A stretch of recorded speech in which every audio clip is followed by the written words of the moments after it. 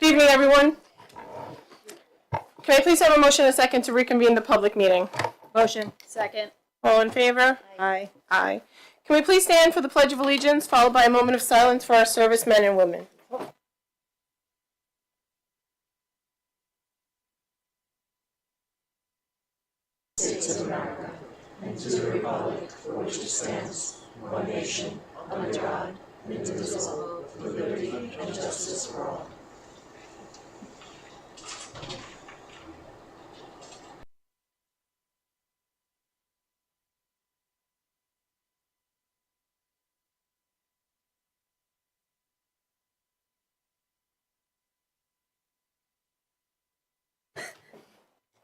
Thank you. Will the district clerk please call the roll? Marisol Allen, President. Here. April Natelli, Vice President. Present. Jackie DiLorenzo, Trustee. Present. Sarah Parisi, Trustee. Melissa Torgrosa, Trustee. Present. Michael Ibrahim, Student Board Member. Here. Dr. Joseph Senmore, Superintendent. Present. Bob Hauser, Assistant Sup for Business and Operations. Present. Reza Kolahifer, Assistant Sup for Admin Personnel. Top of the evening to everyone. Christina Poppy, Assistant Sup for Curriculum and Instruction. Present. Thank you. Thank you. Can I please have a motion and a second to approve the minutes of the March 10, March 16, and March 19, 2026 meetings? Motion. Second. All in favor? Aye. Aye. So we have a special presentation tonight. We have a special guest from LICAB in the house. I will pass the floor to Dr. Pisani, and she will introduce Mr. Joseph Salamani.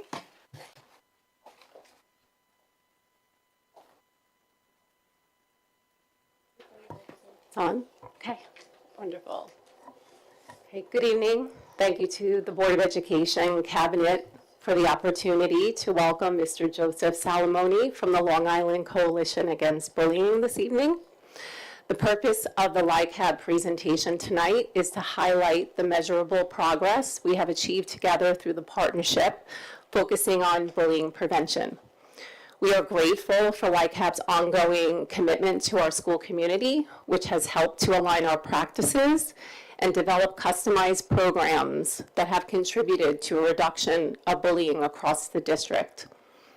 Through our strategic bullying prevention action plan, we remain dedicated to fostering a culture of connection in Connecticut and advocating for the well-being of every student. We believe that together we can better protect and educate our students. At this time, I'm proud to introduce Mr. Joseph Salamoni, who is a Long Island native from Deer Park and is the founder and executive director from the Long Island Coalition Against Bullying, a position he's held since 2013. A victim of bullying himself, which some of us can relate to as being in school, elementary school, or middle school, or high school, or even as an adult. Mr. Salamoni's vision is simple. It's to reach as many children and families experiencing bullying as possible. His driving force is to create an environment that keeps an emphasis on the importance of the issue, all while demonstrating financial diligence and respect with the public's generous contributions. Under Mr. Salamoni's leadership, LICAB has quickly emerged as a pioneer organization fiercely advocating for children and families impacted by bullying and proudly working with many Long Island school districts and organizations to maintain and enhance their bullying prevention curriculums. Mr. Salamoni's drive and passion for this cause has enabled LICAB to effect change through efforts including government task forces and helping to spearhead passing important legislation for anti-bullying.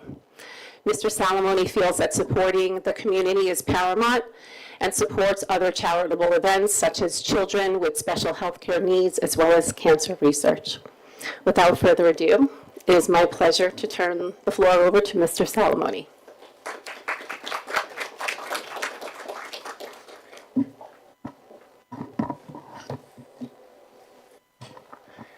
Thank you, Dr. Pisani. Dr. Senamore, Ms. Mallon, members of the board, cabinet, and the community, I appreciate the opportunity to share some of our collaborative efforts with you all tonight.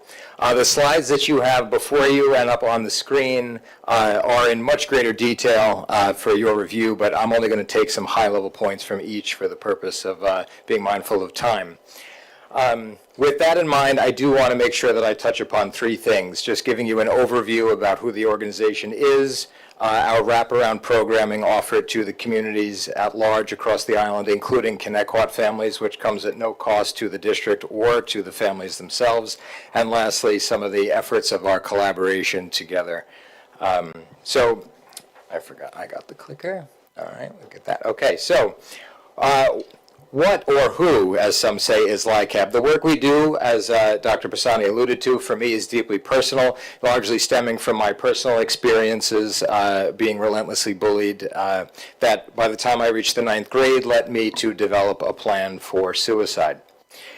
Through the unknowing intercession of a teacher, I ended up abandoning that plan, although many years later, after I witnessed an act of cruelty towards somebody with special needs, recalling my own experiences, I said that more needed to be done.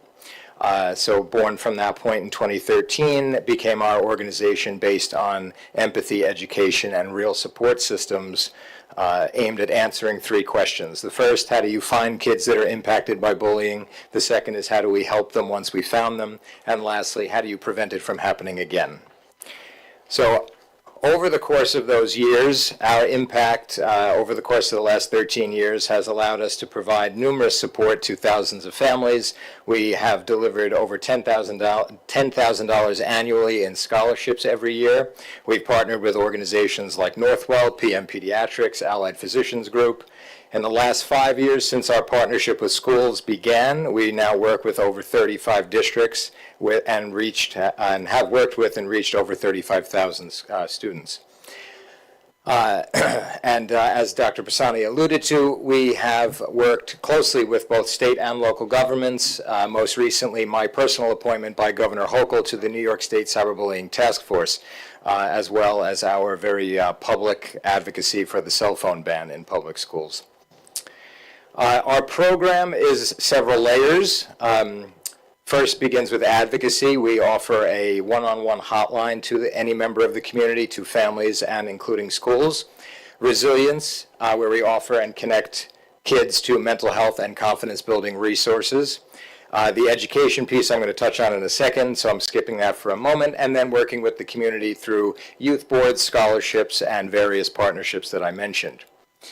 The statistics here I'm going to skip over. I'll allow you to kind of go through those at your leisure. The pillars of partnership, as we call them, within the educational program, last school year, took us to over 35 buildings in 35 districts, and last year alone allowed us to work directly with over 11,000 kids, kindergarten through 12th grade. We provide continuing education for students, faculty, staff, and parents. We've gotten involved in supplemental district initiatives like task forces, committees, and extracurricular clubs. Community partnership to ensure that our commitment extends beyond the final bell in things like wellness fairs and school-based community activities. And accessing the resources I mentioned earlier to students and families. And every single thing I just mentioned is currently something that we are doing here in Kennequot. When we look at just a quick high-level scope of the issue, I'm not going to go into tremendous detail, but I included some of our proprietary data from across the island to stress a few points to you all. The first, Kennequot is not unique in the issues it faces with regards to bullying. The second, as of this school year, after surveying over 4,000 students grades 6 through 12, 54% of the kids that we've met with this year have claimed they have been feeling bullied, and they are at higher rates amongst those who identify as female and non-binary. Thirdly, the reminder that bullying is often historically underreported. And lastly, understanding that by some estimates, by the time a student turns 18, they will have spent 80% of their awake hours outside of the school environment, which reminds us that schools are just a singular piece of a larger puzzle. However, Kennequot, recognizing all of that, the role it does play is doing the work. And that's where I'll transition now to kind of talk about the stuff we have been doing. So when it comes to our partnership in action, It actually really is a pinnacle example of the work we do when we truly partner with a district. So starting with things like annual Dignity Act coordination training for the coordinators in each building, which not only does it remind them of the policy built around DASA, but it also helps streamline processes, policy, and protocol across the district. District-wide collaboration with membership on both the district-wide Bullying Prevention Task Force and the Mental Health Advisory Committee. Curriculum development. This year we worked with the elementary PPS staff to build an additional push-in lesson with focus on K through 2 on kindness and the golden rule. And lastly, with grades 3 through 5, specifically on cyberbullying. And in 2026 and 2027, the intention is to collaborate on a K through 12 curriculum that specifically aligns with the district's existing EASL initiatives. As well as, lastly, taking the Caring Leaders program and marrying that to a leadership program we have outside as a third party and marrying them together to continue to award and recognize the outstanding things that kids are already doing in the district to demonstrate leadership. And speaking of leadership, the thing we are most proud of this school year is the launch of the first cohort of the LICAB Connecticut DASA Ambassadors.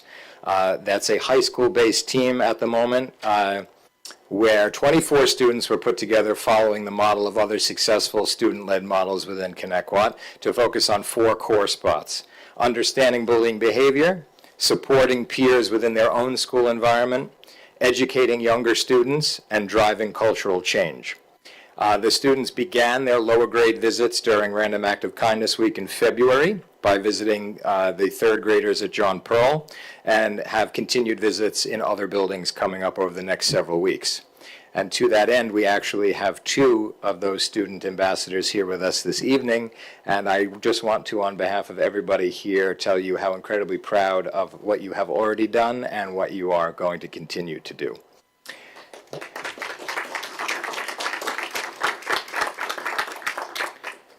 So with all that said, moving in a positive direction, is what is happening making an impact? There are 3 charts included in the presentation, and while they do note a sharp decrease in the data, this data was shared and evaluated both with the district-wide prevention bullying task force as well as their respective building level teams, which continue to build upon existing frameworks. Those frameworks have continued to allow us to build the Strategic Bullying Prevention Action Plan. I do have to stress, though, while data alone cannot tell a complete story, it can't be dismissed either. And that data does show that the work is working. And lastly, and in closing, a few anecdotals. The goal here is not perfection. It's progress through partnership. Bullying, in my estimation, and I think most rational people's estimation, will never completely be eradicated. When schools, families, and communities work together, though, we can create change. We know we won't always be able to solve every situation for every child, but we should never stop trying. For those we are able to reach, support, and impact, it does make all the difference in the world. I stand here as personal testament to that. I am incredibly proud of the collaborative work that we have been able to do with the district and what we have accomplished, and I am looking forward to, and with excitement, the opportunity to continue to build on those successes. So I appreciate your time this evening. I know you have other agenda items to get to. Please know in the slide is also other contact information for me. I'm always available for any further questions, follow-up, and discussion, but I appreciate the opportunity to speak with you tonight. Thank you for sharing with us. Does any members of the board have any questions? Yeah, I wanted to know if you felt comfortable if either one of the students wanted to get up and speak and just tell us about the program, what they think of this program. You don't have to. Sorry, I asked your mom first if I could do it. Hi, my name is Lizzie Dione. I'm a freshman at Connecticut High School, and we have been working to help the elementary school students have a better understanding of how bullying can turn up outside of school and inside of school, and how they can work to see the signs and help those around them. And they can also realize that there's a lot of cyberbullying in the world that we live in today, and they need to be careful with how they like perceive like others on social media and how they use the apps. They seem to like have a very good understanding of empathy and kindness, and they seemed very engaged in our discussion, and they were able to better like understand it, and I feel like they adapt to it very well.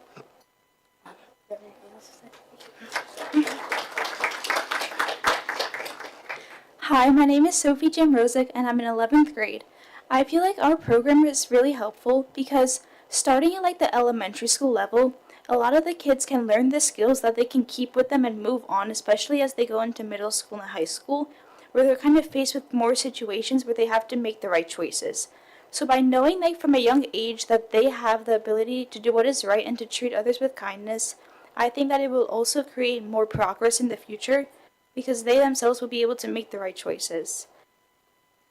Thank you so much. Both of you are amazing. Thank you. Thank you. Thank you so much. And thank you for what you do to promote anti-bullying in the district. Jackie? Yeah, I definitely want to thank you, because I've been part of I'm part of the anti-bullying committee and mental health advisory council for many years. So I've seen this work in progress as it's become what it is now. And it is so important, the work that you do, you girls and the other students, because we can say all this, but we're the adults, no, the little ones, and they don't really want to listen to us, but they listen to you guys. They do. And I think it's so important that you're setting that example and such important role models for them, because as you said, when they learn it at a young age, you give them those tools, it'll become second nature as they get older. And they will want to help. It kind of just spreads. That they'll be, they'll help maybe somebody else if they see them getting bullied. And I think it's so important, and I think over time we're going to see, just started, how important it's going to be and the impact. So thank you for being part of this, right from the beginning and helping to get this going. It's very important. And of course, thank you both. I've seen, a lot of growth, and I think it's wonderful. Thank you.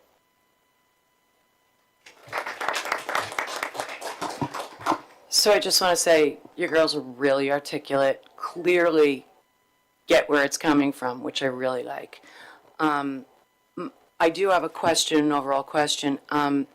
So my concern is that the boys are less likely to go up and report any type of bullying. And also that blue line left me a little bit bewildered. And I get, you're right, there are studies and nothing's right on the money. But I know that there's a lot of cyberbullying going on. Within the schools, these kids know how to do it. They hide it within TikToks and things like that. It's really scary. And what I'm concerned about is that that's not because parents and because people can't find it, because it's legitimately they know how to hide it, right? Mm. But it seems to be all the kids know where to go, right? Or someone snaps it and then sends it, and like takes a picture of the snap. My thing is, I just feel like at any point is it addressed that there should be strong repercussions for this? Is that a part of this, or is that not under your purview? Because I am concerned about it. I think there needs to be a type of deterrent. I think it's great going in early and speaking to it, but I'm concerned about that. Well, I think to your point, that's why we were very big on wanting to take the phones out of school in the first place, so that we mitigated some of that going on there. We were hearing countless stories of kids, getting their picture taken while they were in the changing rooms, in the locker rooms, posting things like that. So there was all that. You're absolutely right, though. They do know how to hide it. They are crafty enough. We have a cell phone ban. I was in the school today, and how many kids was I able to tell still had their phone on them? So that's one step. But part of that is that, they're mixing in the consequence of what happens when you do this, I think is twofold. The consequence to you as a person, but trying to really stress the idea that, get to connect with the more softer side that everybody has in them, and understand that why would you want to do that to a person? And if you do it to a person, these things can happen. So we're trying not to, on the offset, focus so much on the negative, but we are definitely including the repercussions that you may have to experience if you do certain things. I think that's got to be part of the conversation, but not necessarily the core focus. So my question is, where is it focused, that part, that aspect of this? Because I think a lot of the bullies are doing it because they know that it's very little, if any, repercussions. So that's my concern. Yeah, the consequence piece would be through administration, certainly staff working in collaboration with administration. Their piece is on the prevention and the intervention, especially with the students directly impacted. Yeah. But to your point, I just can say that it doesn't help if you bring a kid in the room with the bully. Yeah, there has to be the consequence piece as well. Absolutely.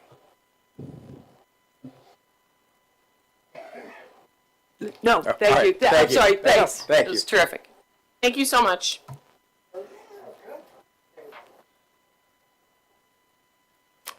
Everybody's favorite, Mr. Hauser, and our new budget presentation for this budget, expenditures, and budget.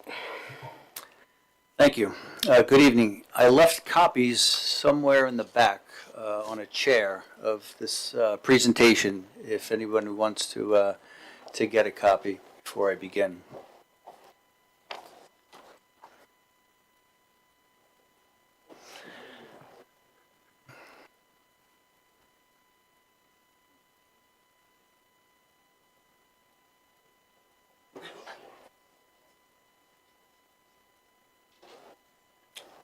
Okay.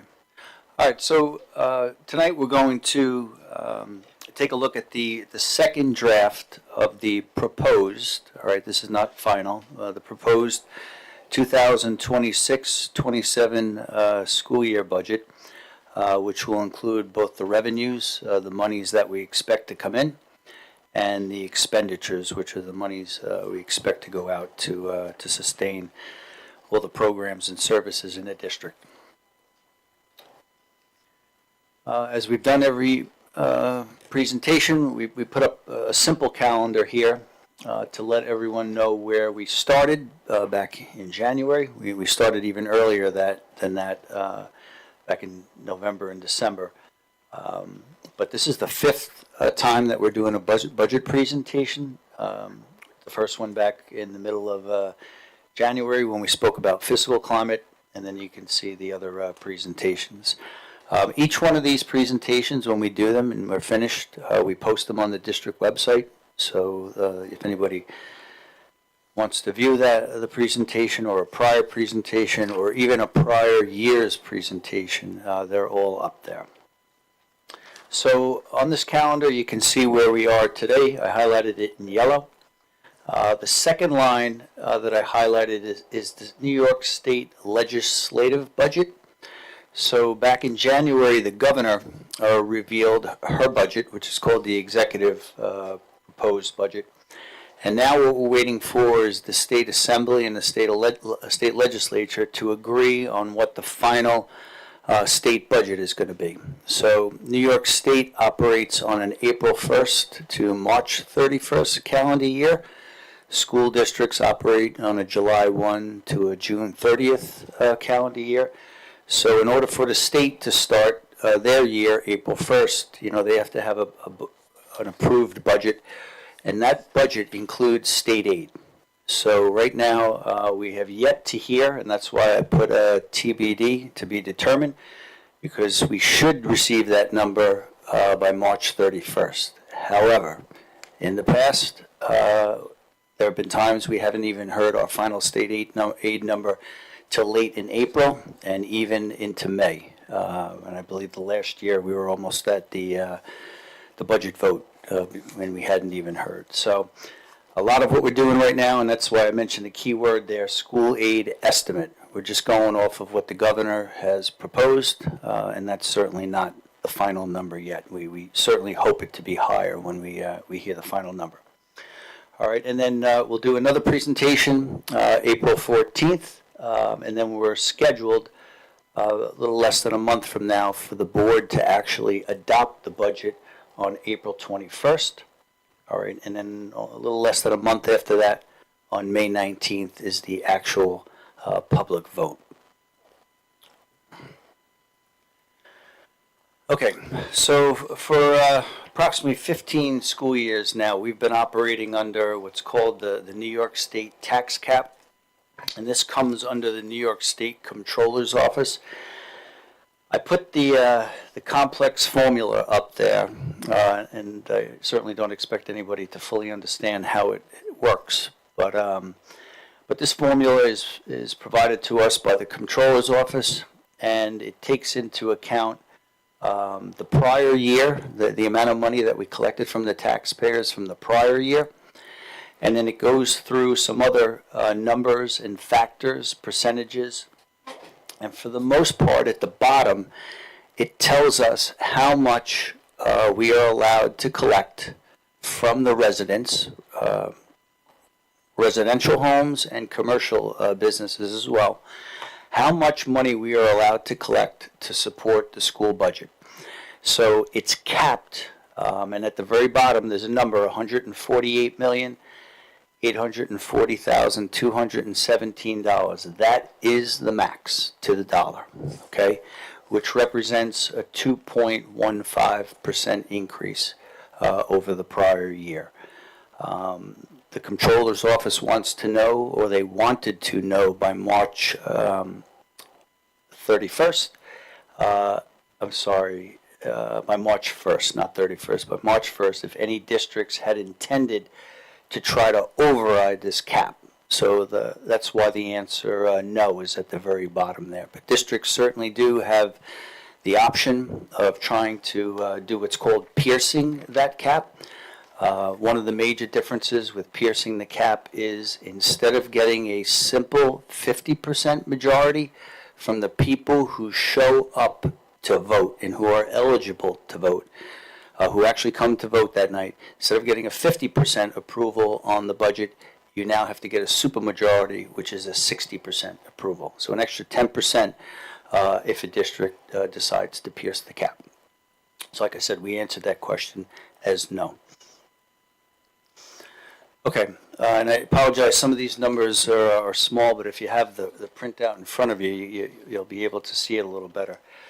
So this page, even though it has a lot of numbers and a lot of dates on it, it's really a summary of where we stand right now from a budget perspective. So if you don't mind, I'll just start up at the top, which is the proposed expenditure budget. And if you carry that over to the green column, that's the school year we're currently in right now, all right? So that spending budget is $229,058,920. And if you carry it over one more column, that's the next year, that's the proposed budget. So that number, like I said before, is just a proposal, it's not final.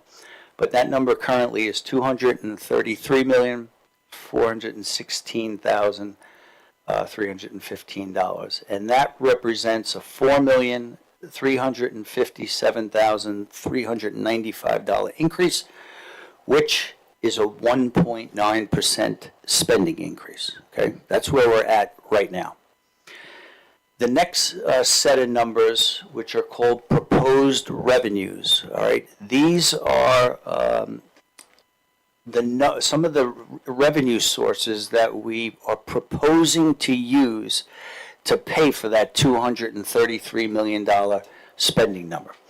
So the first number I have up there is other miscellaneous revenue, and I'm in that column just to the right of the green where it says $10,249,944.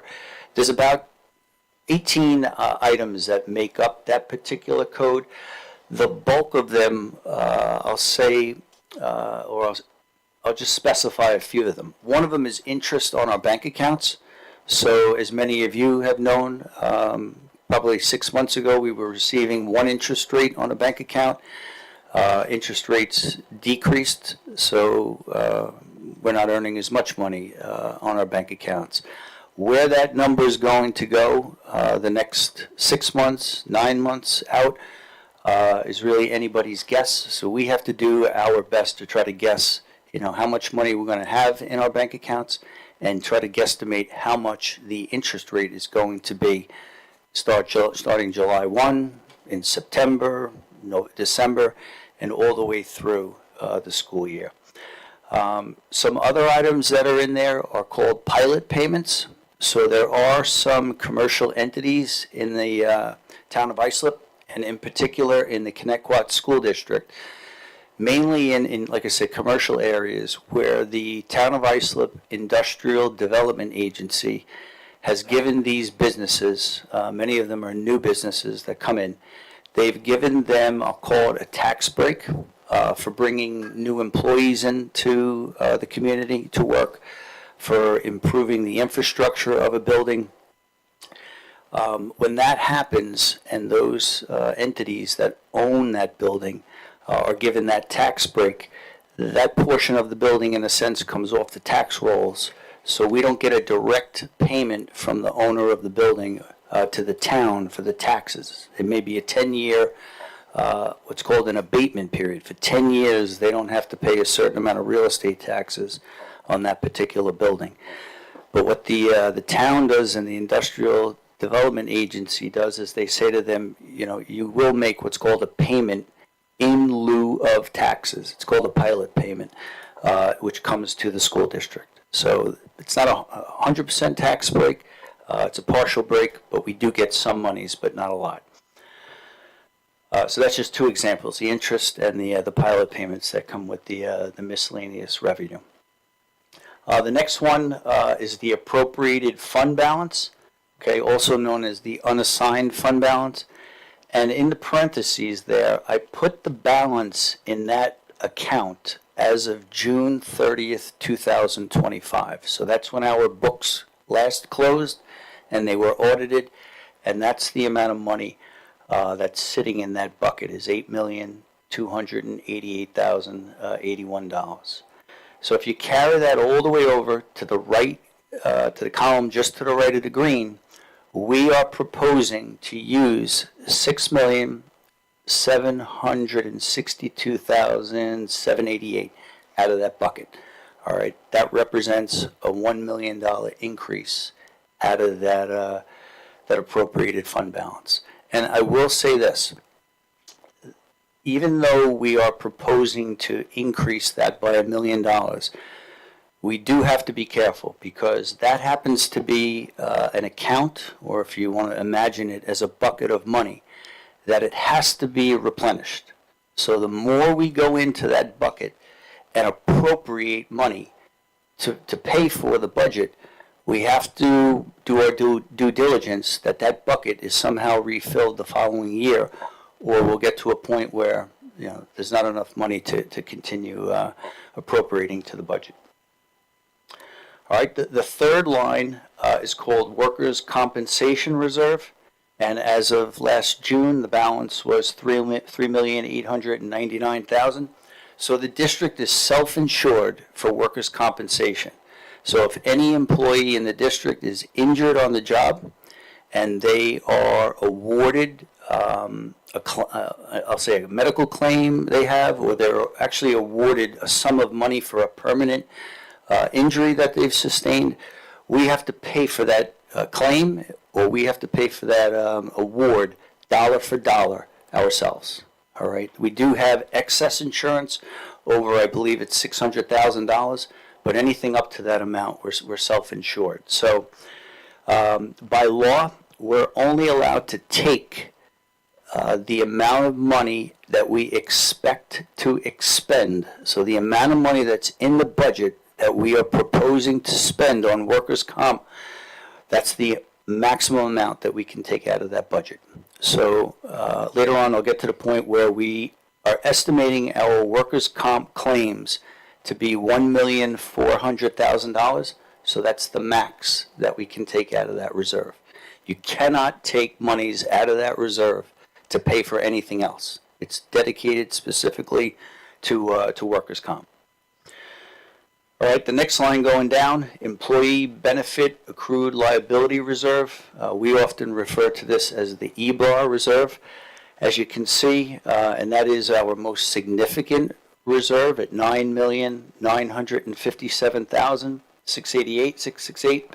So that represents every employee in the district, all of their accrued time. So as of June 30th, 2025, every employee who by contract is allowed to, I'll say, carry over or be entitled to sick time, vacation time, personal time, we have to place a value on that time, on that accrued time. So in the reserve, we have 9,957,668 sitting in there. However, if you carry it all the way over to that column we've been talking about, we're only expecting to pay out June of 2026.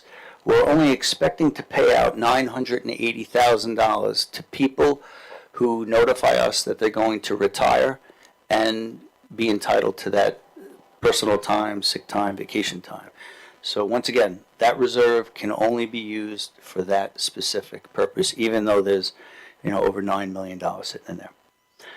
Next one, Employee Retirement System Reserve. That's often known as ERS. So that reserve, and I just want to be careful because I was asked a good question about this today. That reserve is for all non-instructional, non-administrator pensions. All right. So clerical unit, transportation unit, the grounds operations unit. All right.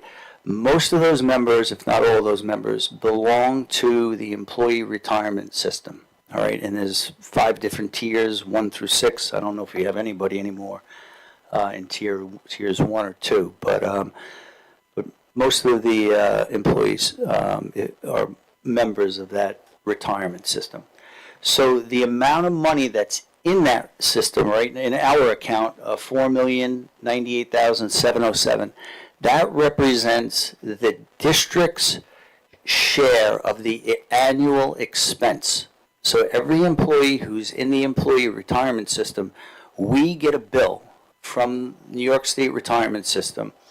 Somewhere around 17% of each person's salary, we get a bill, and we literally have to write a check up to the state to pay for our cost of the retirement for those individual employees, okay? So it doesn't have anything to do with how much money an employee has set aside. It's strictly the district's share of the expense. This line I want to be a little careful about because if you go all the way over and you see $2,435,839, that number, unfortunately, is nowhere near the actual expense, all right? It's much higher.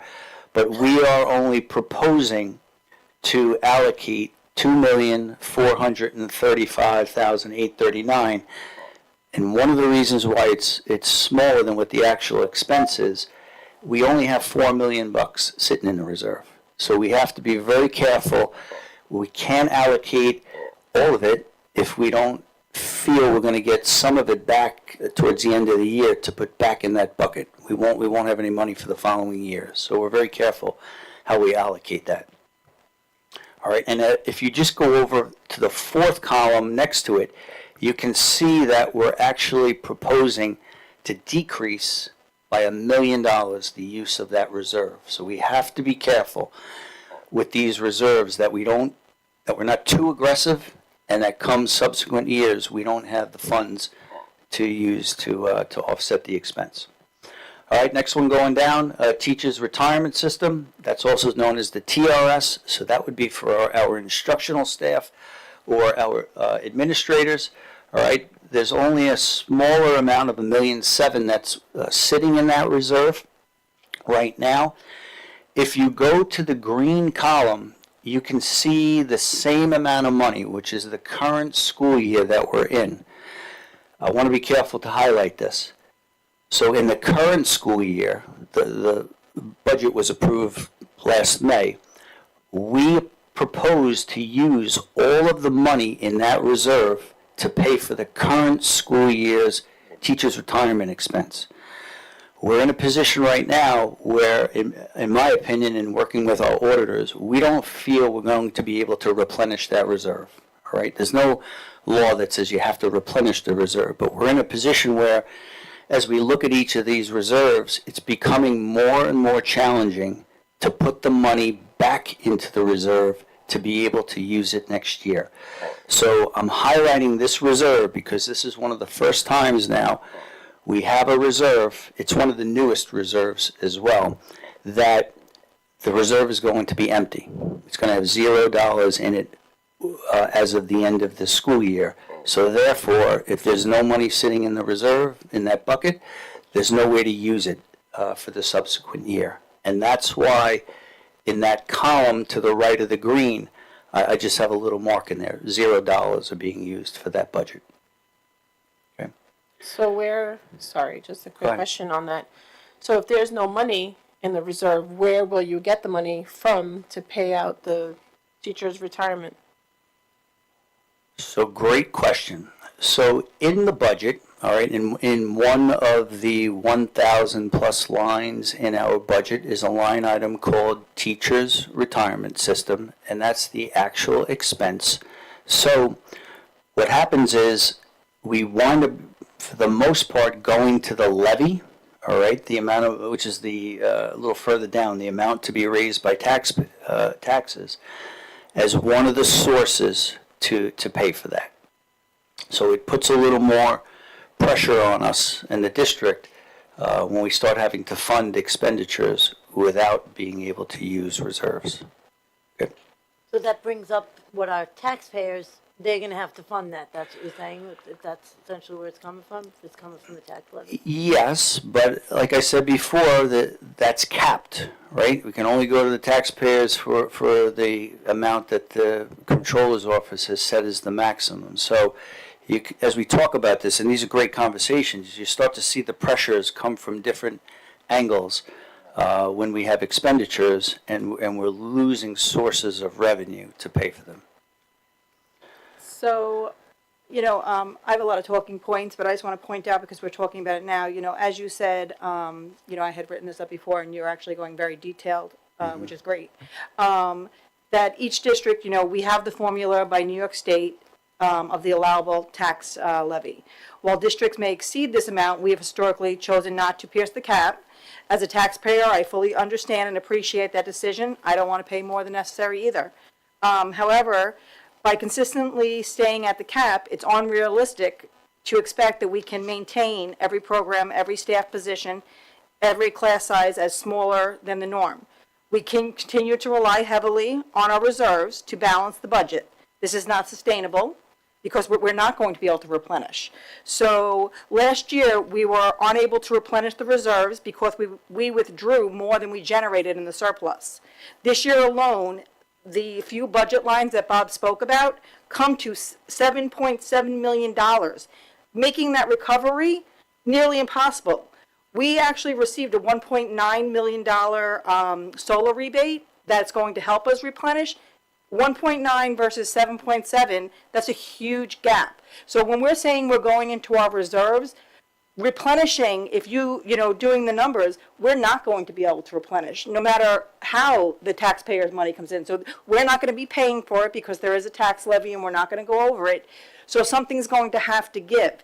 And I just want everybody out there to know, because I know there's a lot of staff members here, that I personally, and I believe it's across the board, we don't want to see anyone lose their jobs.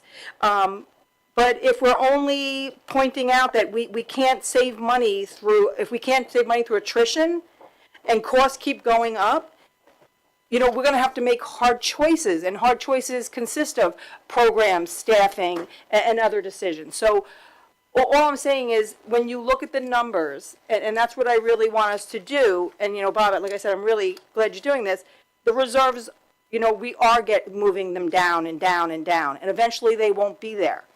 I personally don't want to be in a position where, I was speaking to one of our administrators recently, and when her kids were younger, they had to cut the entire business department. They had to cut the entire library, other entire programs throughout the district. I never want to see Connecticut in that state. I want us to always be proactive, not reactive.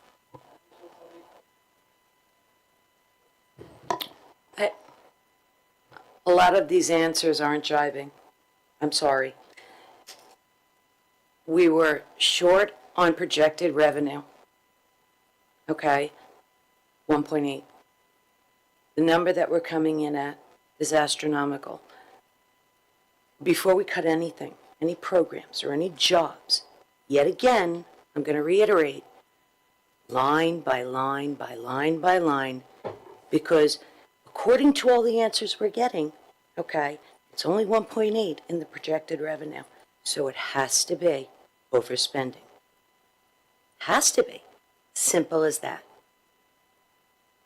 So before we even discuss that, that's what has to be done.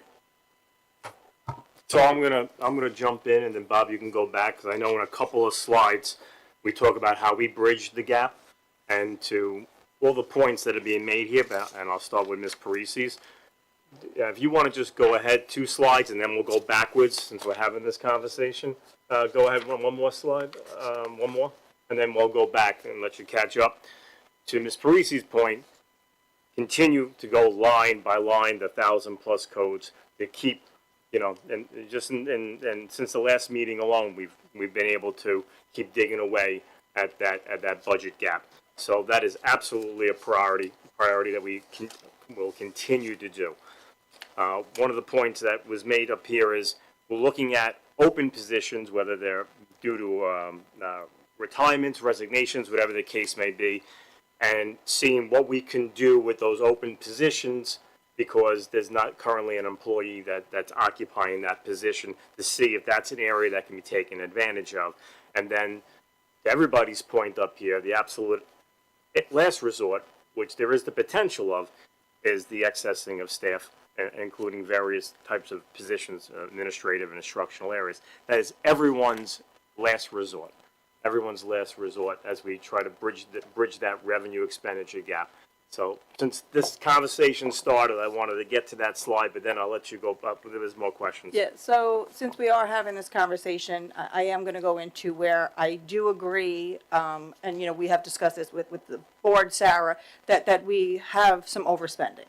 So, you know, if you look at our budget, our overtime, in my opinion, is astronomical.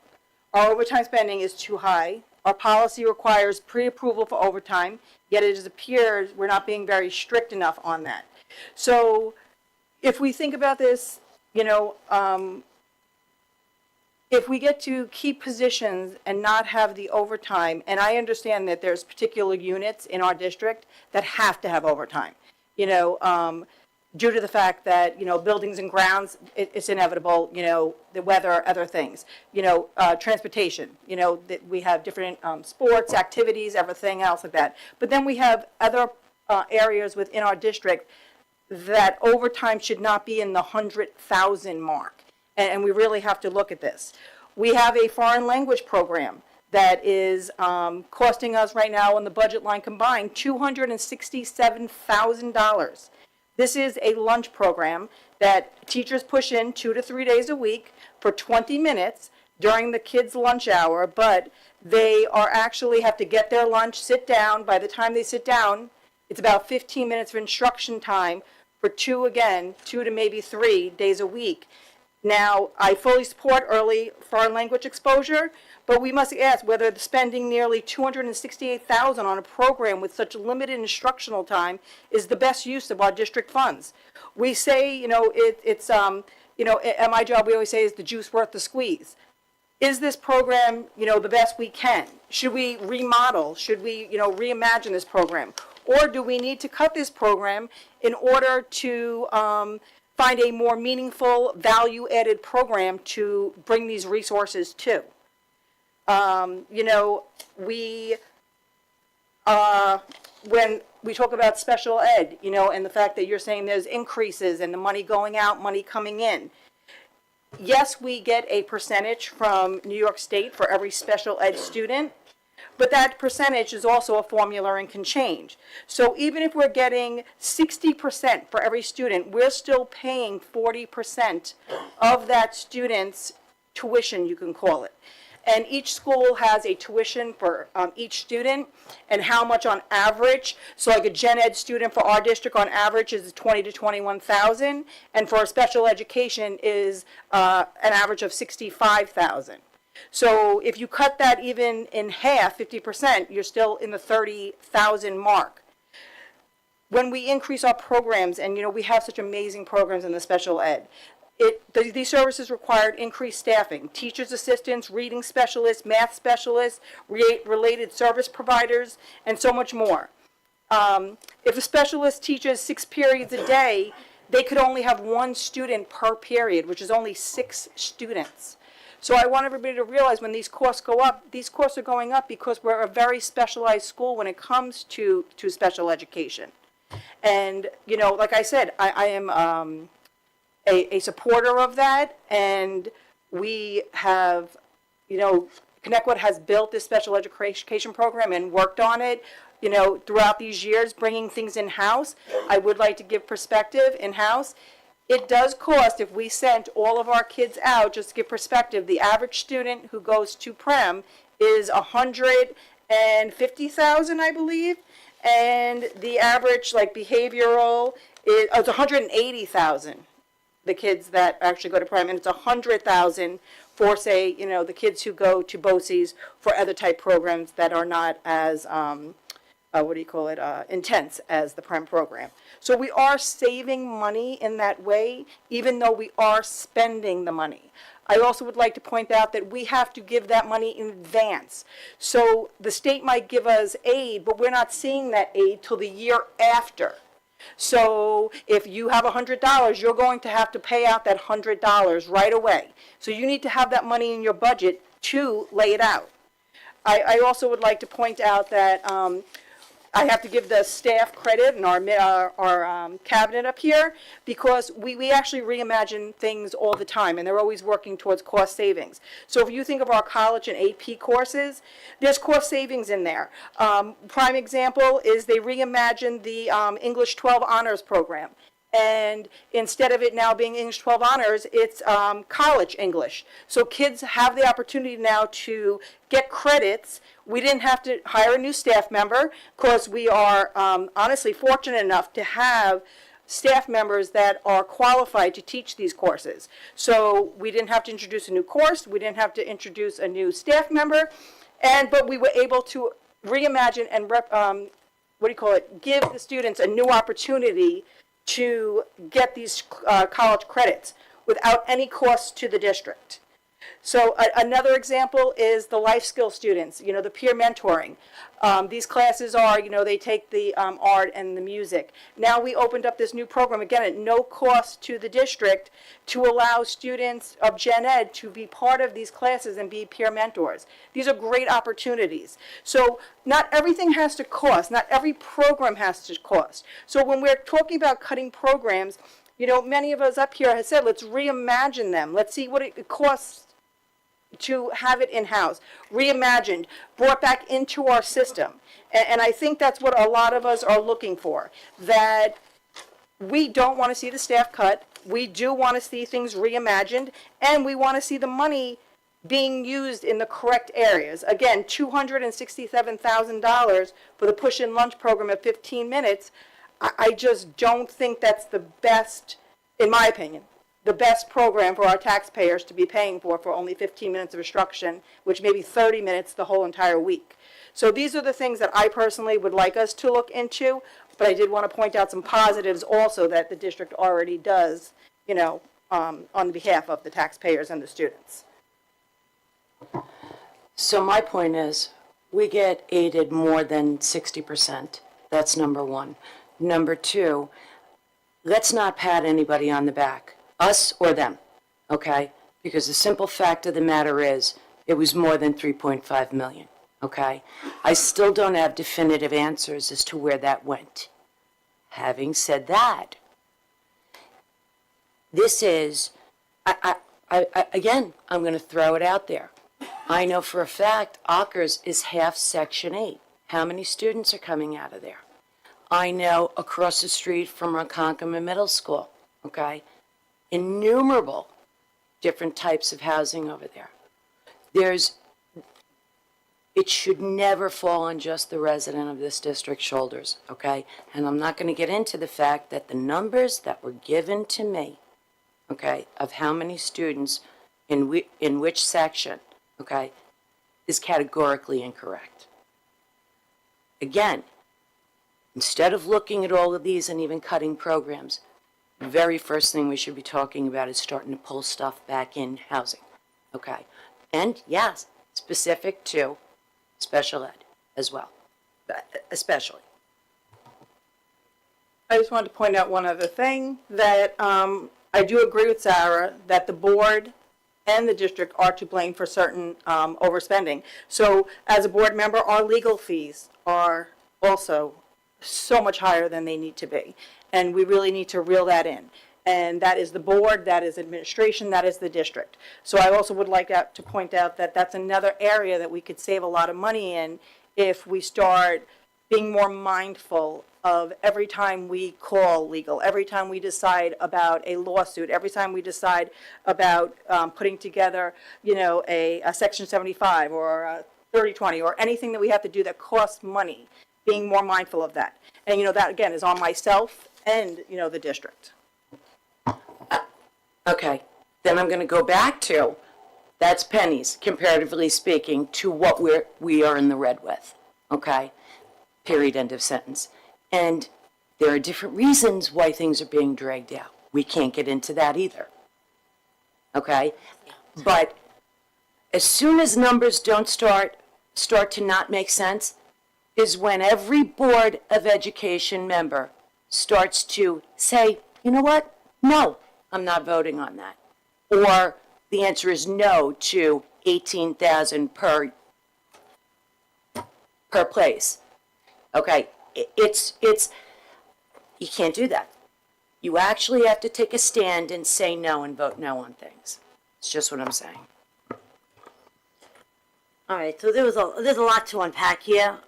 First of all, this deficit, and I don't know who this falls on. I'm not happy that I didn't know about this deficit until 2 weeks ago. We learned I didn't know. I feel that we should have been told this back months ago, December, whenever it is, so we can actually start looking at this, because I don't think it's fair to us or even the staff or anybody to have to make these decisions so, under the gun. We got 2 months, less than 2 months until this vote, and we have to start making these decisions. That being said, I am also, go line by line. I had started out with my spreadsheet, which I still have to tone down. I have 75 line items that I had questions on. Luckily, over the last few weeks, some of those, as I've gone through the new updated budgets, I've eliminated about 19 of them. So I still have a lot of questions I have to ask. But all of those budget lines add up to millions of dollars that I want to know if we can trim them down to trim the fat. That's where I want to start, by finding the money.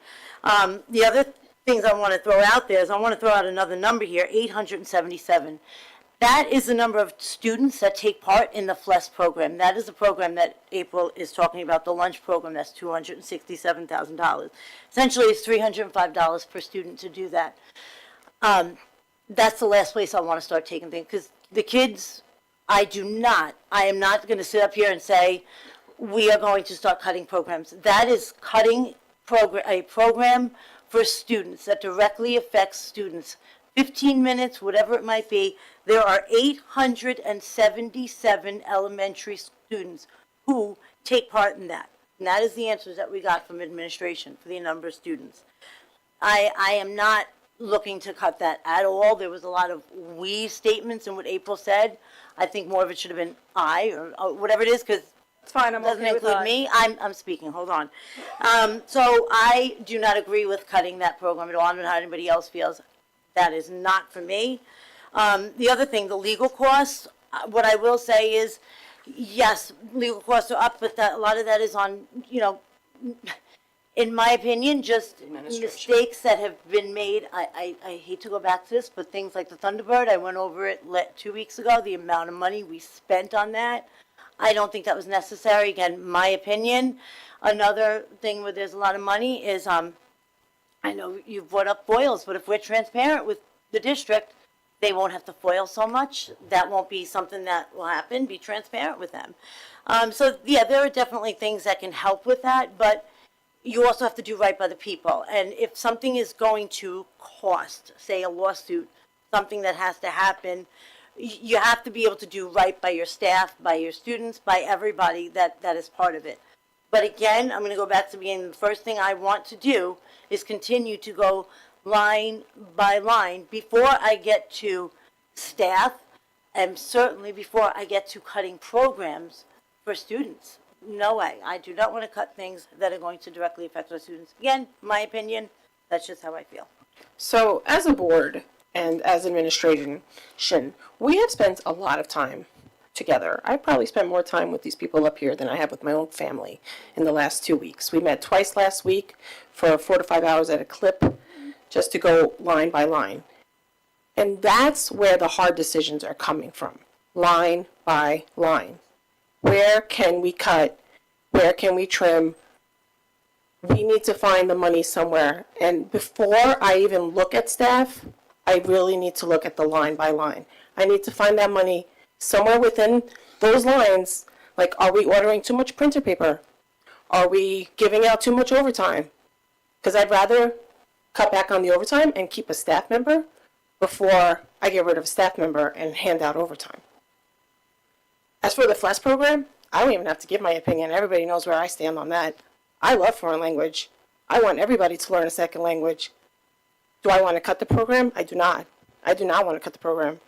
Can I reimagine it? I have. I have reimagined it. But the way I imagine it, it does cost a lot of money. Dr. Senemo knows my imagination of where I would love that program to go. Bayshore does it currently. We have taken a look at that program in Bayshore. I would love to bring that to Connecticut, but it is a lot of money. But I would reimagine it. I don't know that I'd do away with it, but I'd definitely reimagine it. So we need to find the money in the lines, like Sarah says, like Jackie has said, and even I think April even said it. Find the money, and I would love to do that before I even look at cutting staff. Correct, and I've said this before, and I will say it again. I don't want to see it. It has felt like some of the stuff we have discussed has just been like, this is a big number and an easy solution, so let's look at this. Like, similar to Jackie, when I pulled things out, and granted, maybe you're going to answer a question for me at a later date that I'm going to be like, I understand why the number is that, right? But as it looks right now from my house, some of these things I'm not understanding why we would increase some things like... Bless you. You said printer paper. I know everyone's going to think it's funny. It's like actually not a joke. The cost of the printer paper wire, like who's keeping track of how much of it we're using before we start looking at staff? Because at the end of the day, every single position, it doesn't matter what it is, it does impact the kids directly. No matter what it is. Because even if it's not a teacher, we're talking our custodial, our grounds, food service, transportation, every single one of those things trickles down and impacts. Cutting even one, they are there and the position exists. I understand we're up against, backs against the wall a little bit. I'm annoyed our backs are against the wall. I'm annoyed we found out so late that our backs are against the wall, because Sarah's correct. When we start having inklings that there's an issue, we should start asking questions. The problem is that I didn't get any inkling that there was an issue until we were presented with this. And that's where I'm irritated. Because now our backs are against a wall and we're looking like chickens with our heads cut off, having to make these decisions where people are not sure if they're going to be able to feed their families at the end of it. And I understand that there's a lot of questions from staff, community, all of that. We have plenty, too, that still have not gone answered. We're going to end up another 4 to 5 hours together, hopefully getting them answered. But agree, we're going to have to make tough decisions. Those tough decisions do not have to be people and programs right away. I think that there's easier tough decisions that we're going to be able to make to trim some more. So there are a couple issues that were brought up that I want to address. The attorneys can't be on speed dial for administrators, and I'm not naming names, I'm saying administrator in general, okay? There's no way it should be on speed dial, okay? And 4 and 5 phone calls a day, okay? That stuff adds up. Again, there are so many different issues. If we're going to talk about the Flex program, which in theory things sound good, I question whether the students have learned even 2 words in a 15-minute span of time. Do I want to bring it down to the lower level? Yeah, I think it's really important to learn. But sometimes, if something's not working, you go back to the drawing board. Having said that about that. So I'd like to speak to the points being made. Certainly, if the board felt that this was brought to them late, myself as superintendent, we apologize. Once the budget was coming together, you really, things needed to make sense so we could go through the line-by-line codes just to see where we were at. And, that difference, it was not months, it was probably a week or so when we realized that no matter what we were going to do, even though we were going to continue to go line by line, and we are continuing to go line by line, that there was going to still be a significant gap. So I apologize if that's the feel of the board, and I don't want the community to think that the administration, the superintendent sat on this for months. But I understand the frustration, and I just wanted to make that clear. Joe, respectfully, the administration did know for months because the number is not really 3.5. Administration has gone to all the different groups or chair people, directors, and asked them to cut and slash for months, okay? And it wasn't 3.5, it was more to like 5.6 million. I wasn't going to say that, but this isn't we didn't know until the 11th hour. It was, the board wasn't told until the 11th hour, okay? And I'm not putting the onus on one person. I'm putting it on all, okay, including the Board of Ed, okay, because questions should have been asked, and they were not. So in terms of going back to departments and buildings, that is part of the normal process each year, and especially as you're trying to tighten any potential gaps between revenue and expenditure, in terms of going to departments and looking to bring that number down as much as possible. Joe, you went to the department and they slashed and burned, okay? And the simple fact of the matter is, I want an answer as to why we were 5.6 in the hole and then brought to us, can't cut any more fat, we're at 3.5. It doesn't make sense. I asked what the projected, did we have a shortfall in projected revenue? I was told, yes, 1.8. I said, okay, all the teachers and the staffing can't be touched, as per what everybody's been told by any budget person who is doing the budgets. Okay, so that's untouchable. The only other explanation is overspending. So it should be relatively easy to go line by line by line by line by line by line, okay? I still don't have an answer, a definitive answer, okay? So we're going to agree to disagree on this because I'm not trying to abuse or beat anybody, but come on. Mr. Hauser, unemployment insurance reserve? Yes. I'm actually interested in this one. Okay. So, yeah, we ended a teacher's retirement system, so unemployment insurance, that one we're self-insured as well. So if anyone leaves the district's employment and they are entitled to unemployment insurance, we have to pay dollar for dollar. And that rate has gone up significantly now that a person might be entitled to. So once again, we have $621,000 sitting in the reserve. If you carry it all the way over, we're expecting the expense to be $300,000, and therefore that's the most we can take out of that reserve. Next one down, go ahead. I'm sorry, I just have a question about that reserve. Now, you said that the cost increase went up. It has gone more than double up, dollar for dollar? Is that why we went from 117 to 300,000? Yeah, so in other words, right now, this budget is fluid, okay? It's a proposed budget. So these numbers are subject to go up, to go down. And what we're estimating right now is that there could possibly be $300,000 needed from that reserve to pay for unemployment claims. Am I answering your question? No. And only because I don't know if I'm just not grasping it. So we're guessing how many people we will unemploy and how much we'll have to pay them dollar for dollar. And last year, we thought we would only need 117,000, but this year we think we'll need 300,000? Yeah. Yep. Yeah, why? So we have employees presently right now who have left, they're not employees right now, but they were employed by the district who are collecting unemployment insurance for up to 26 weeks. And we expect some of those, right? That's 6 months worth of time.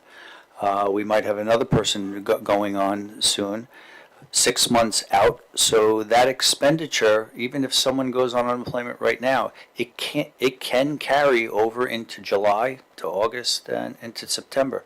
So we're doing our best based on current expenditures to guesstimate what unemployment insurance is going to be. Okay. But that's certainly, as we go through the budget development, like everything else is fluid, that number can be adjusted Yeah.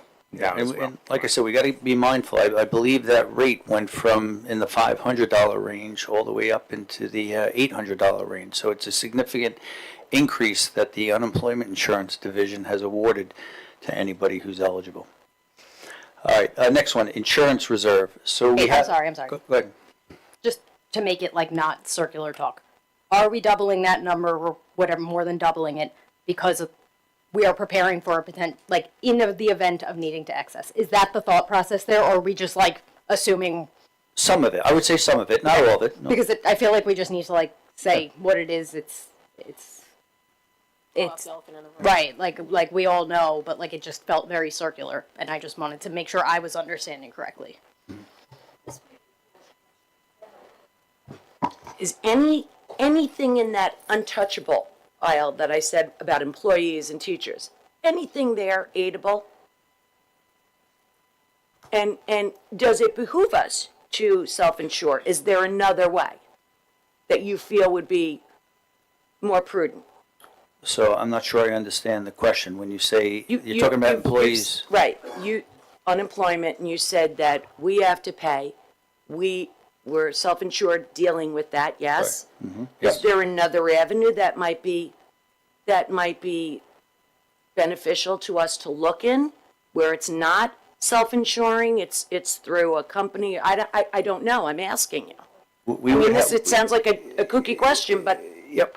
No, listen, we could always ask the workers' comp board, right? They're the ones who oversee unemployment, if we could participate in one of their programs where it's more of an expense-based billing. You know, you're kind of lumped into a pool, like a small business would pay for unemployment insurance, where you're not self-insured. You're part of the whole unemployment insurance pool. I don't know if that would be beneficial or not to the district, but it's something I can look into.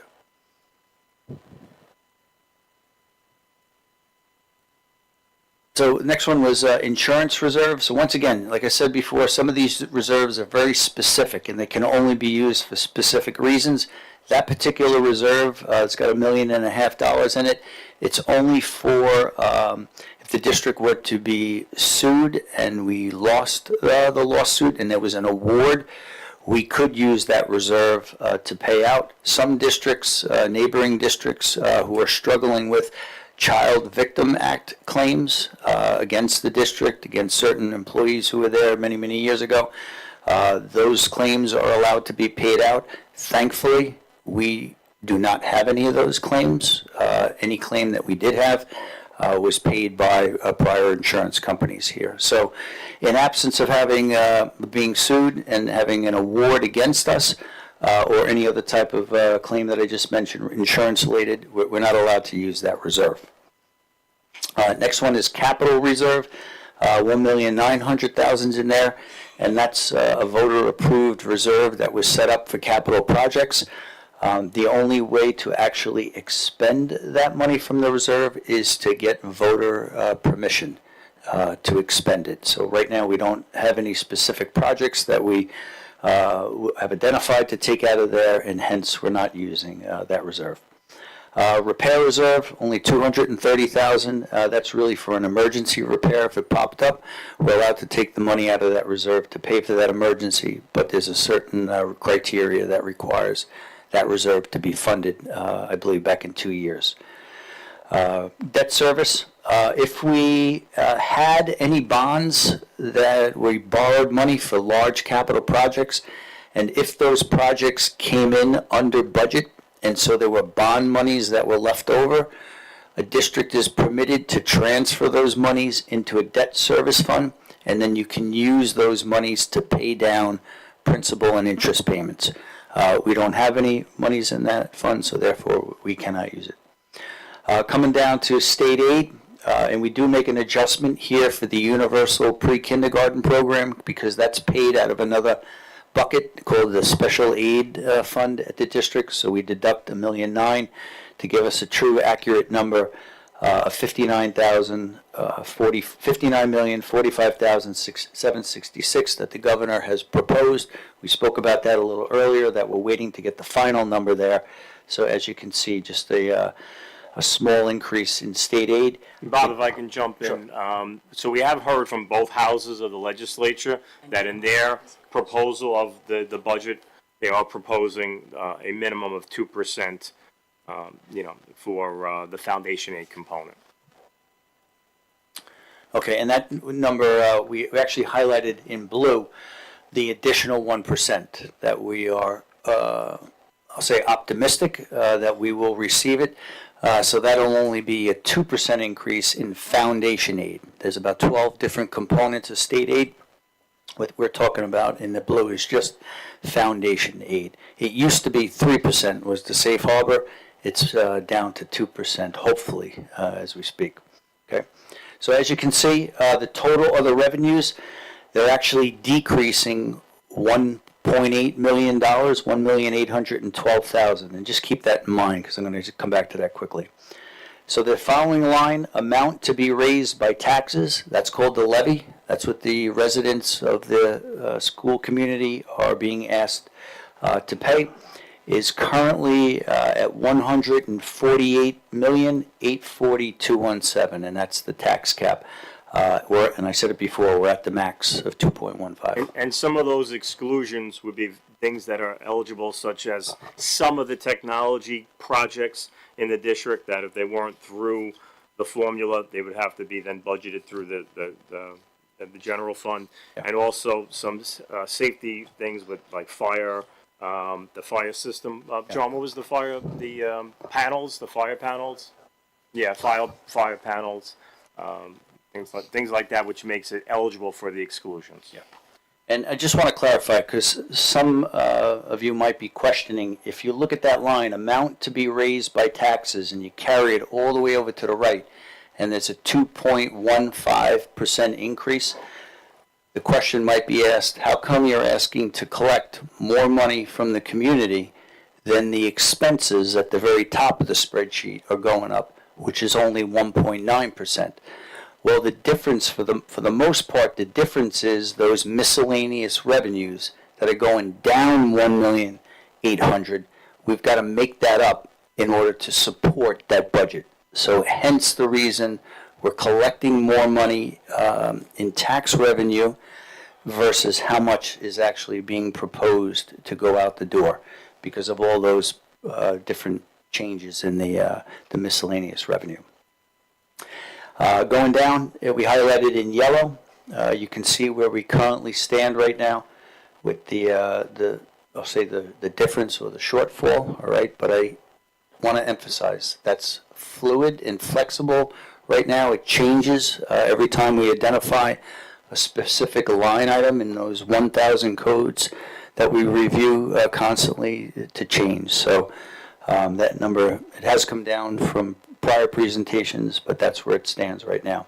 And then I just gave a quick sample at the bottom, what those proposed numbers mean to individual residents in the community, depending upon what your home is assessed at. So real quick, just to highlight, for some resident in the district whose home is right now assessed at $10,000, if you go to the right of the green column, you can see that your school taxes, okay, are proposed to be $2,153. That represents an increase of $45.31 to pay for this current budget, or the equivalent of 2.15%. So, Bob, I have a question on the debt service fund that has zero in it. Yep. If we had money in that, would, let's say a principal payment is coming due, would we be able to pay out of the debt service if we had money in it? Yeah, on that particular bond, yep. So again, explain to me why there's $0 in the debt service fund if we have principal payments coming up.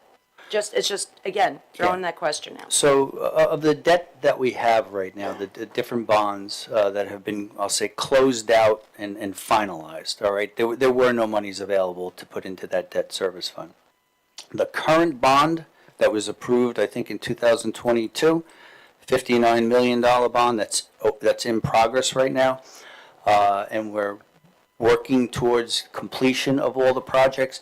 It's too early to determine right now if there's going to be a surplus from that can be transferred into that debt fund. So maybe I misunderstood you. I thought you had said to us that one of the issues is that a principal payment is coming due.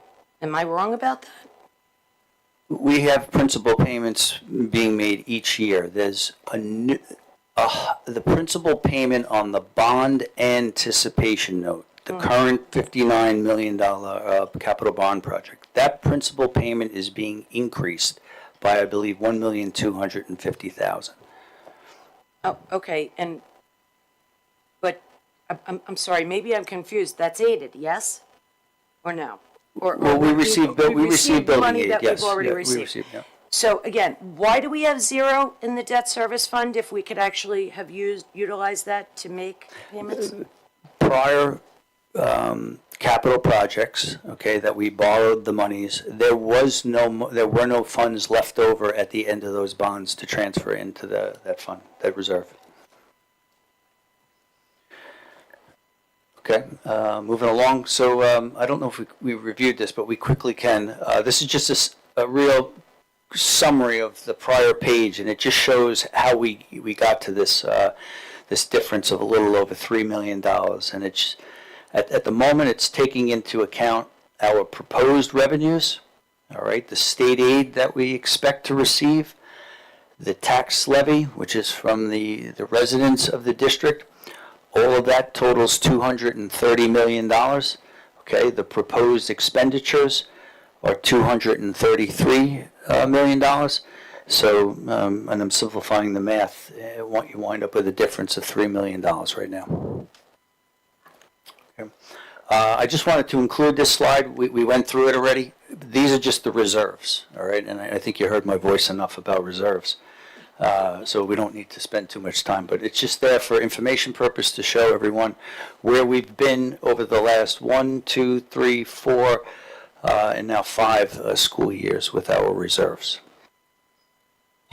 So, okay, what you just gave us, okay, you're saying the difference is $3,037,000, give or take change, right?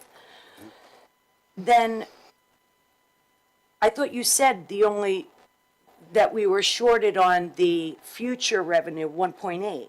That's not, 1.8 million is not 3 million. So I believe the 1.8 you're referring to is... The number you gave me. Yeah, but just so everyone else understands. So the line on this screen that's highlighted in blue, the total other revenues, if you carry it all the way over to the number that's just below the number highlighted in blue, is 1.8. So that's the difference, if I'm understanding you correctly, that's the difference in miscellaneous In revenues. projected revenue. Correct. That you were shorted. Right, in miscellaneous, yep.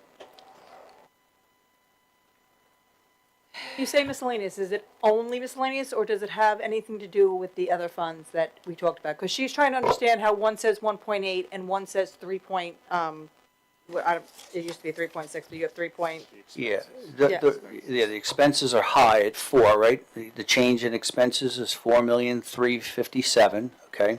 But the change in all of the proposed revenues, except the levy, okay, which includes state aid, all of the reserves and the other miscellaneous revenue, that's going down 1.8.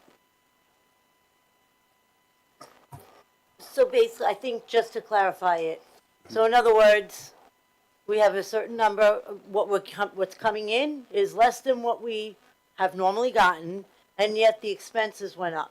So the difference between where the expenses went up and the amount that we're now not getting is the 3 million. I would say that's a good way to sum it up. Yep. And why was I told 1.8? Okay. Yeah. Okay, so Dr. Sinema already reviewed this slide with going through line by line and certain other considerations. Okay. So as we look at programs, one positive is that the governor is proposing to raise the aid threshold. That's very specific just to universal pre-K.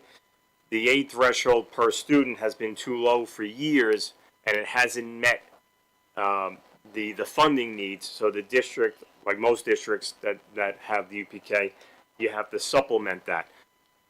The good news is that the governor is proposing, both houses seem to be on board with that, to raise that per student threshold for this specific aid category that can only be used for this.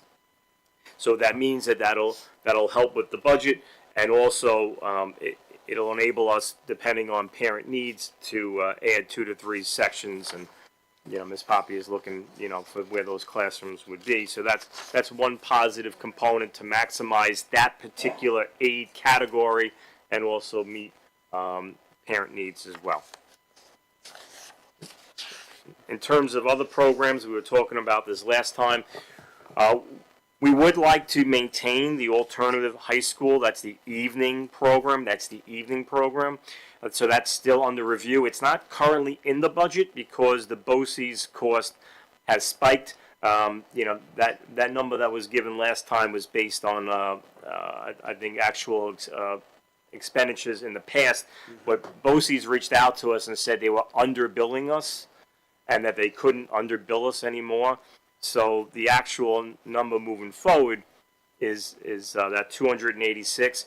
That evening program happens at the same time and does provide kind of the overarching structure for 2 other programs, Alternative Learning Center, which is meets the needs of our students who are on suspension, and credit recovery for high school students who might be at risk of not graduating. To run those 2 programs without the alternative high school structure in place is just under $189,000, which is currently in the budget. That number would actually come down a little bit if the alternate high school structure is in place. So as we're going line by line, we're also trying to figure out how we can work back in the alternative high school. I have had multiple conversations with the executive over at Eastern Suffolk BOCES to try to see if there's anything else they could do with that combined expense when you factor in all 3 of those evening programs, especially the alternative high school. And they're really, the last conversation was even today, they're really at the best they can do with that cost. So that remains one of our priorities as we continue to develop this budget with the board. Before we go past alternative high school, I just want to say the same thing I said last time. We have those who utilize alternative high school are not going to suddenly wake up and be in school like every other kid. So we now will have to, we're circling the drain. Now we're looking back at out of district placements or home tutoring, whatever it's going to be. It's just not, this is going to probably be a little harsh, but I feel like it's not our problem that BOCES was underbilling us. It sounds like a problem on their end, right? So now they're going to also, what are we talking about here? Because what happens, these students are going to end up either dropping out because they can't, clearly, they're in alternative high school because they can't get to regular high school. And I have yet to hear what the plan is. I understand the cost factor, but when we are talking about cutting things, we are just talking about cutting certain kids' futures at that point. And this feels non-negotiable to me. I can only speak for me because, again, unless somebody can paint me a plan that is not just like, we're going to work on integrating them back into a regular school day. I feel like we probably tried that already before they ended up in alternative high school. Like, I don't think we just send everybody there very quickly. So like, again, like, that's a humongous problem to me, because it's just going to circle right back to the cost of home tutoring and out of district placement. And like, are we even saving at that point by not having it? Yeah, I totally agree with that. I mean, part of this discussion doesn't even seem to include what it would cost to now educate those students in another way. Maybe that'll be 500,000. We don't even know what it would be now so we're not even looking at this in a fiscal way to say, okay, if we did do this, which there is no plan for what we're going to do with these students, what would that option cost us? We're not even comparing those numbers at all. And I agree. I don't think you can just take those students like, oh, we're closing this. Here you go. Now you have to go back. And again, that's something that's affecting students. And I'm with you. I don't think that's something that we should negotiate, and especially to even have that discussion without knowing what an alternate plan would be or what that alternate plan would cost. So we just Without that, want, I can never ever say yes to this without even a hint of that information. I don't even know if with that information I could say yes to this, but that's not even, we don't even have that. so we just wanted the feedback from the board, because it is a priority for us as well, to figure out how to work that back into the budget development. So again, that is our focus, is to work it back into the budget development. So for me, and this is like my word of the evening here, reinventing. I had asked why we want to go through BOCES. Knowing how I just pointed out that BOCES for a special education kid is 1 to 180,000, but if we keep them in-house, it's 65,000. Why would we want to go to BOCES? What would be the cost if we kept this program in-house? And that's what I need to know. I need to know what the difference is for in-house so we can figure out where that money's coming from. And that's exactly a part of what I think we all need to know. If we did change this, what is that going to cost, and what is that going to look like for those students if you wanted to go that route? If, that's how we decided to go. In terms of the day program, the high school academy, we're not recommending this program, but we're not looking to cut any of the staffing. We're looking to try to reimagine and repurpose the staff and reservice the students in other ways. But that is still in the budget, and the staff would just simply reassign to continue to meet student needs. So that still remains intact. But we think that there's a better way to service our kids and to better utilize. It's very staff intensive, and we feel like we could better utilize the staff assigned and meet the needs of the kids. In terms of the summer enrichment program, we just feel that in terms of meeting kids' summer needs, there's not much enrichment to that program as it is. That especially with the town offering a summer playground program, they kind of shift from the summer enrichment program to the town program. So I have a question. Even on tonight's, the things we have to vote on, there's service agreements, there's Medicare agreements, there's health and welfare services agreements.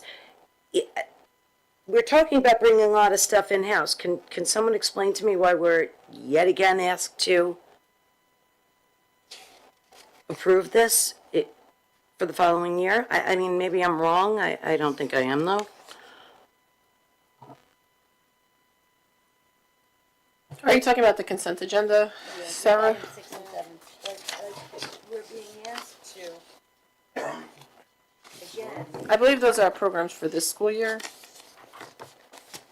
I actually was going to ask about those two, just to get a background on what they During the were. consent Yeah, agenda? Ms. O'Hara, are you able to Since speak 7. on that? Okay, so 6 is our Medicaid service agreement. It's a agency that we use that bills all of our Medicaid eligible billing. So we get money back for students that we can bill that are Medicaid eligible. So they are the ones that do all of that billing for us. Number 7 is actually an agreement for a particular student. It's a residential placement.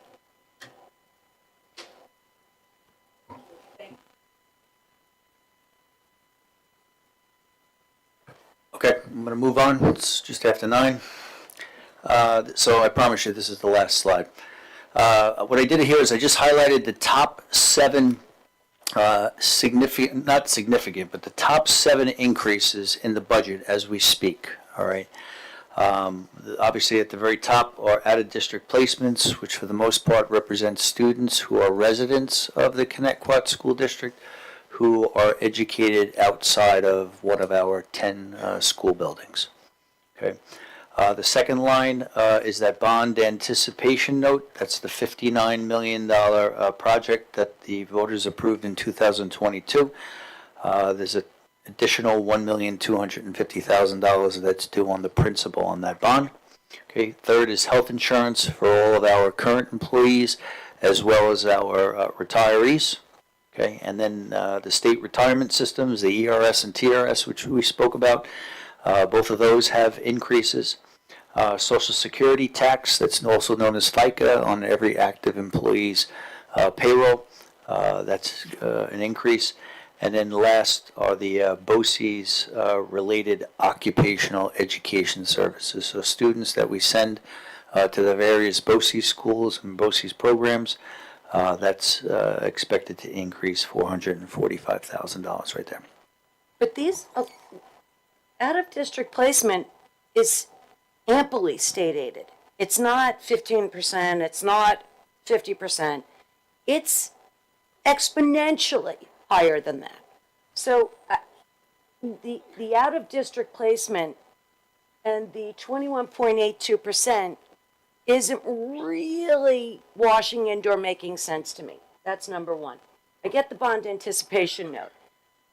Again, health insurance, active employees, retirees, there's a certain part of the budget that's untouchable, okay?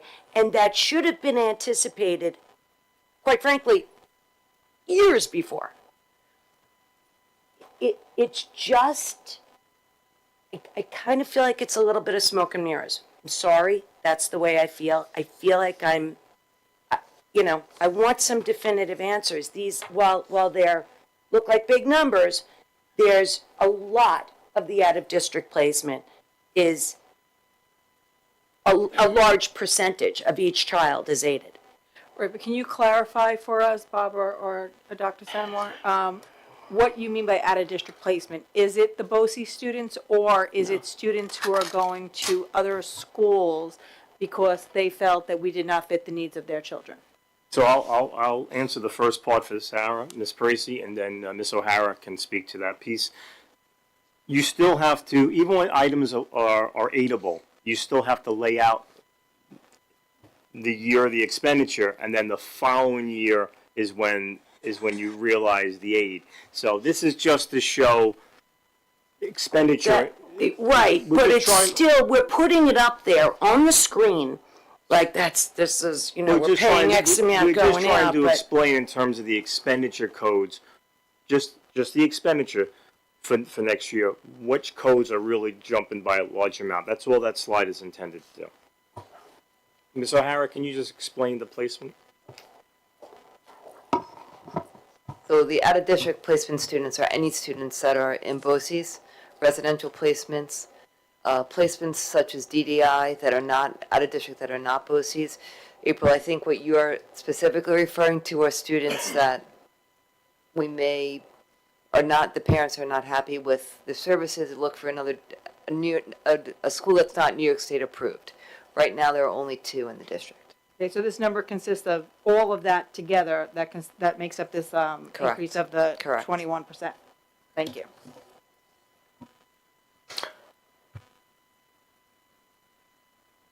That's the end of my hour-long presentation. Hope you enjoyed it.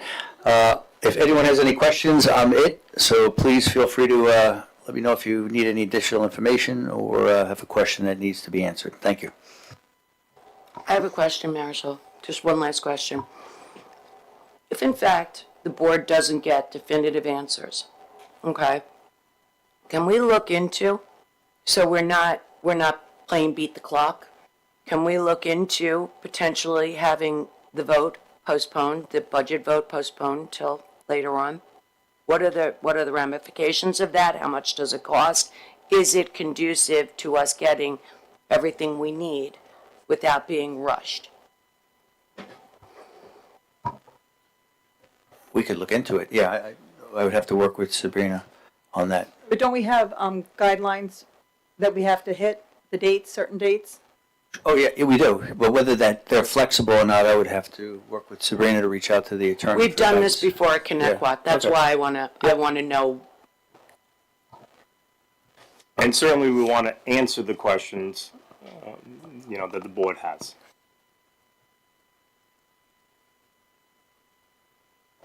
Anybody else? Any other questions?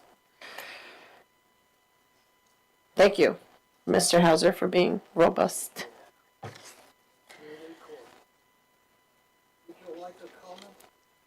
Would I like a comment? They're coming up in 2 seconds. If you would like to get a card from the security in the back. Ed, get a card. Go do it. We're going to approve some policies and then we'll get to you. Okay.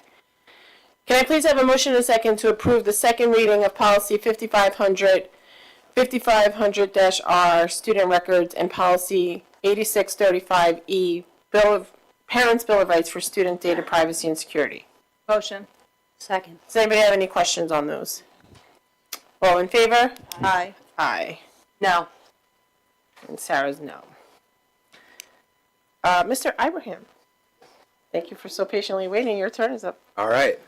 So I could not attend the last meeting, but a little bit before that last meeting, I had the opportunity to go to a Long Island-wide student forum, which was very, very cool. And at this forum, I got to meet with firstly it was myself and 2 other students from our school, and then a bunch of other students across Long Island from various schools, BOCES programs, all sorts of things. And we got put in discussion groups and got to talk about various issues and topics, and it was really great to hear a lot of perspectives and kind of see what they do at other schools. So I came back, I took a list of what I thought was the best ideas and biggest things that I heard that I wanted to talk about. One of the things that I don't remember which school it was, but they shared that their school does club fairs at the start of the year, and I think that's really cool because maybe like in the similar way how we have the Wellness Day, where it's like different grade levels or different classes goes down for different periods, just so it's not everybody all at once because we have a pretty big school.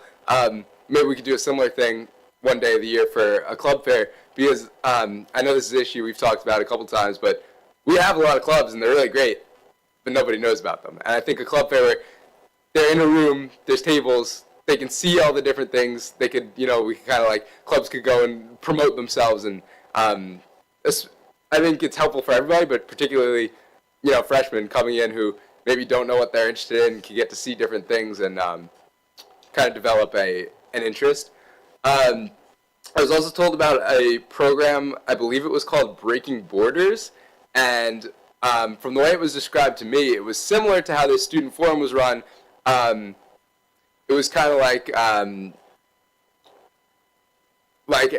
don't remember if it was every month or every couple of months, but the way it worked, it was students, it was like a club almost, and students met up with students from other schools in the same way like the forum was run, and just did what we did at the forum, like discuss different issues, and it kind of promoted, the kid that was telling me about it told me that he felt a lot more connected to the other grade, because it kind of, at least with me, I feel like between schools there's a lot of kind of like sectionalism. It's like, all right, like I'm a Connecticut kid, that kid goes to Eastside Slip, like it's very segregated. So I think that like having kids meet up regularly, like I'm fortunate enough to have friends from other schools through sports, but a lot of people, if you don't do sports, if you don't do clubs that require you to travel to other schools a lot, you're never meeting other kids from other schools, or at least not regularly. So I think that was pretty cool. In addition to that, we were told about one school shared that their school had shadowing classes. I know that we have like the job shadow program. Like I'm going on another job shadow with Mrs. Rapone later on this month.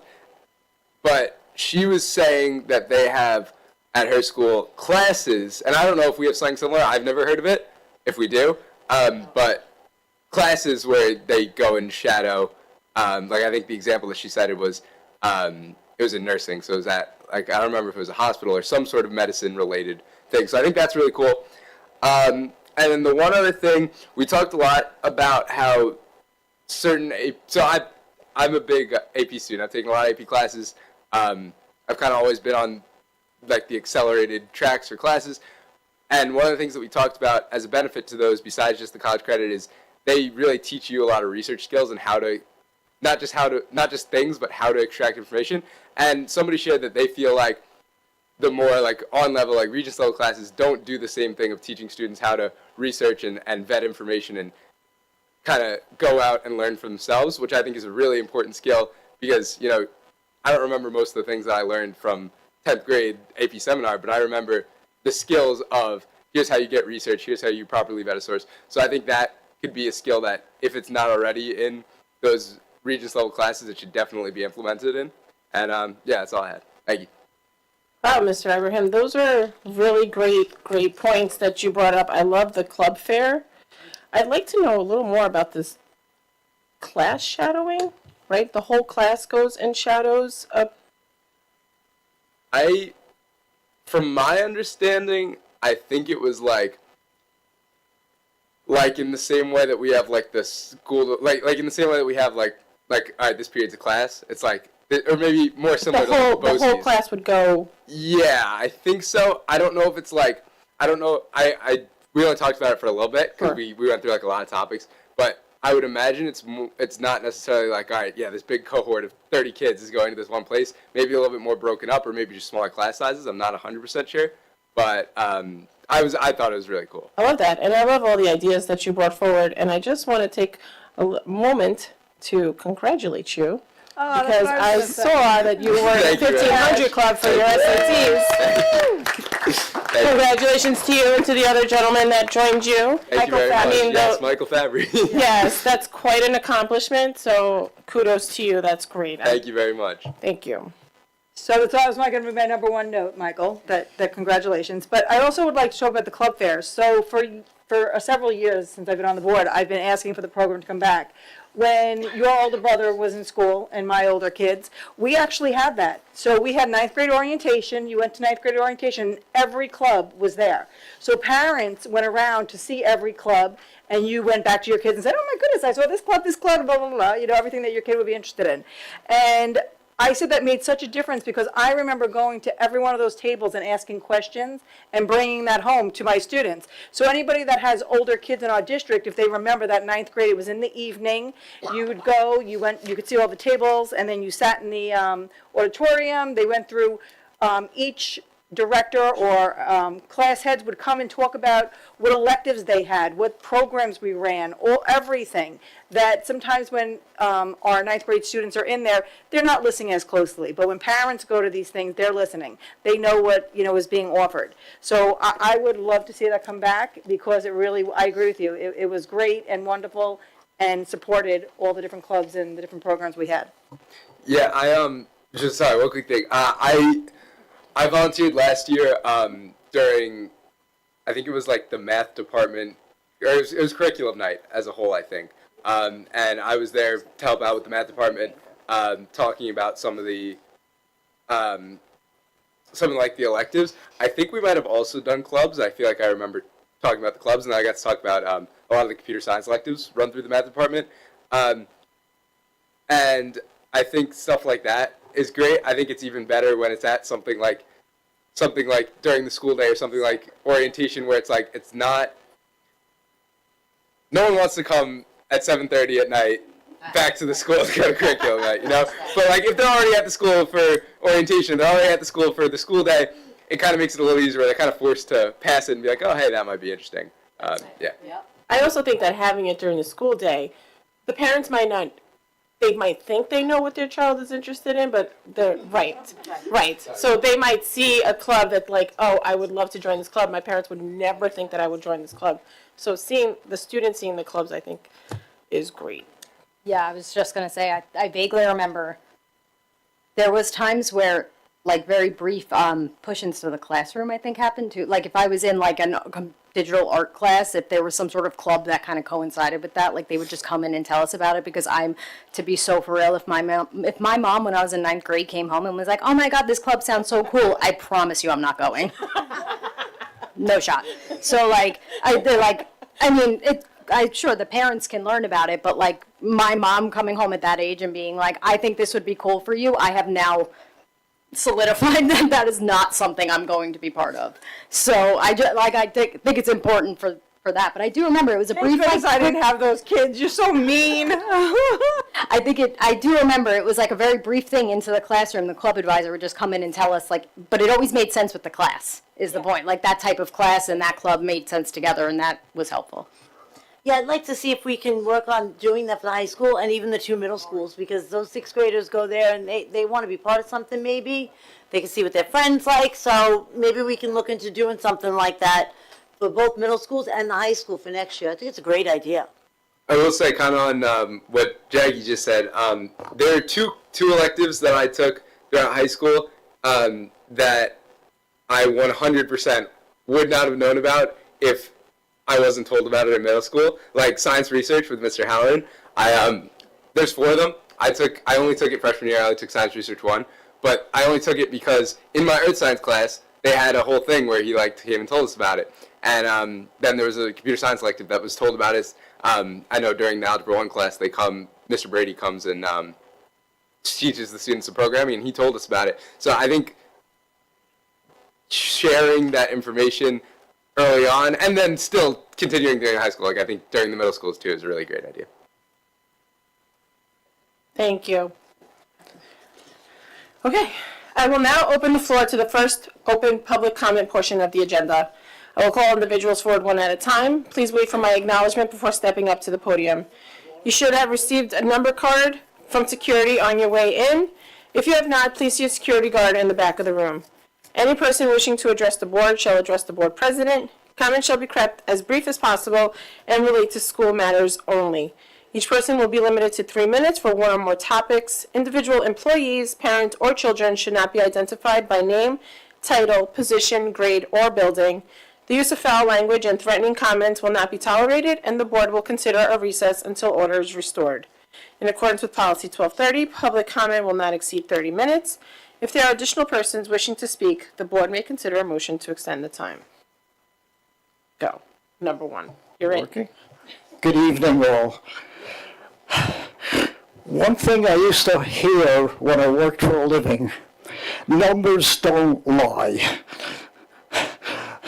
Mr. Hauser generated an Excel sheet, and I bet if you went through it, you wouldn't find hidden 3 million.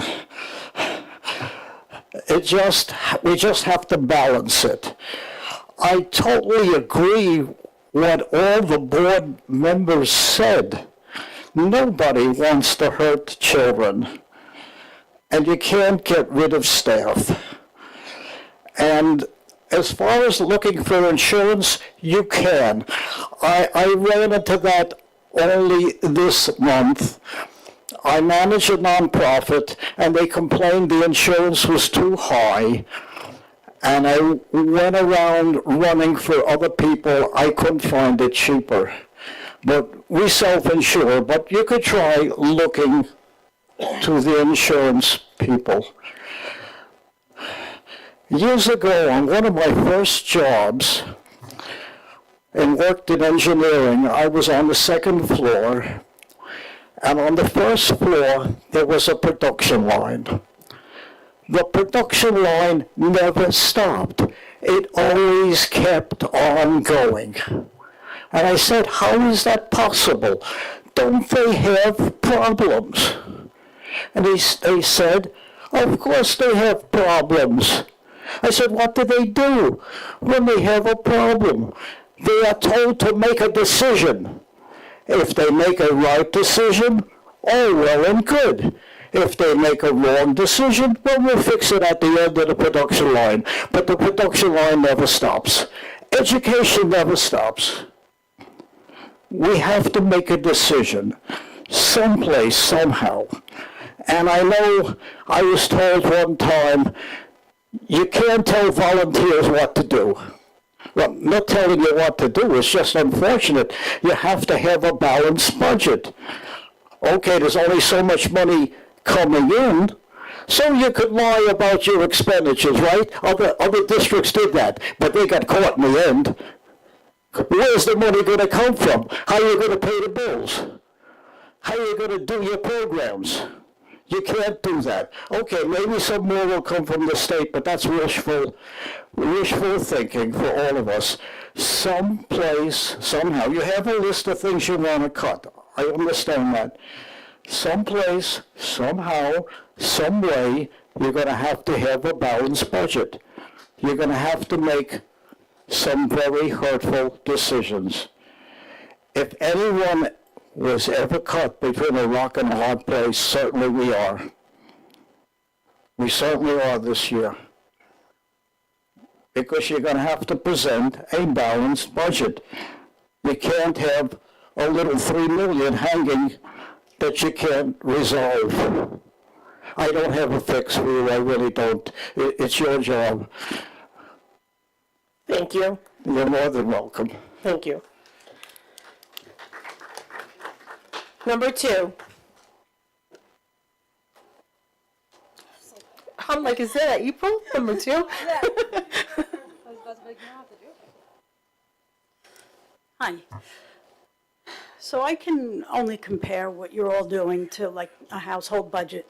It's the biggest budget I've certainly not done anything in comparison to this. But if it's one thing I know is that it does have to come a little bit from every place. It can't obviously all be taken from one place and expected to just be over with. Having said all that, I like everyone has said, nobody wants to see any job loss. I know we've been there. We recently had to sell our home. We're now in purchase very, very small home, all through because of job loss during COVID. So I get that, and I wouldn't want to see anybody else's family go through it. However, when we talk about all this budgeting and all the lines and all that has to be gone through, and I could feel rotten eggs coming at me as I prepare for it, but why is almost everybody's comment, the last resort is going to be, people losing jobs or accessing? Why is it not the last resort is going to be affecting the kids and losing programs and cutting things? That prioritization doesn't, to me, no, I don't. We have amazing teachers, always have in this district. I'm not saying I want to see anybody go, but in the same token, it shouldn't be so off limits, and I don't feel it should be the last resort. It's got to be equal among, like I was saying, all the different areas. When we had came to the realization we have to get rid of this house and blah, blah, blah, and cut expenses, well, it came from everywhere. It came from who had a gym a membership, cancel it. Who had, going out to dinner to cancel it, don't do it. It came from little places, and it all adds up. So to constantly hear historically, we can't access, we can't. It's a declining enrollment over the last how many years. It's unfortunate, but even like to hear you say the academy might go. Isn't that kind of the new thing, the academy that we did in the last several years? Is that a medical grouping of classes? No, it's a program in the high school. It's totally different. Okay, so I don't really know what that is, but even at that, but don't worry, we won't get rid of any staff. We'll reassign them, or a teacher on special assignment, or whatever terms they use. I feel, unfortunately, if jobs have to be part of the budget cutting, it's got to be part of it. And like I said, the top priority for me is the last resort is going to be taking from the kids. They always get taken from. whether it's, you know, an academy or this night school or whatever it is. I'm just not. Thank you. Okay. No, thank you. I hear you and I understand what you're saying.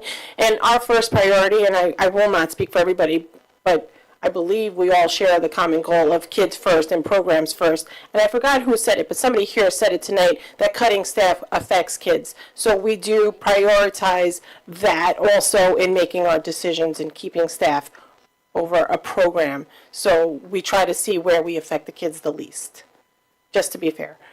Number 3. Good evening. My name is Greg Von Brook. I serve the operations unit. I am the president. Many of you know me, some of you don't. Thank you for having me. I'm here tonight to advocate for 2 critical positions that currently remain unfilled.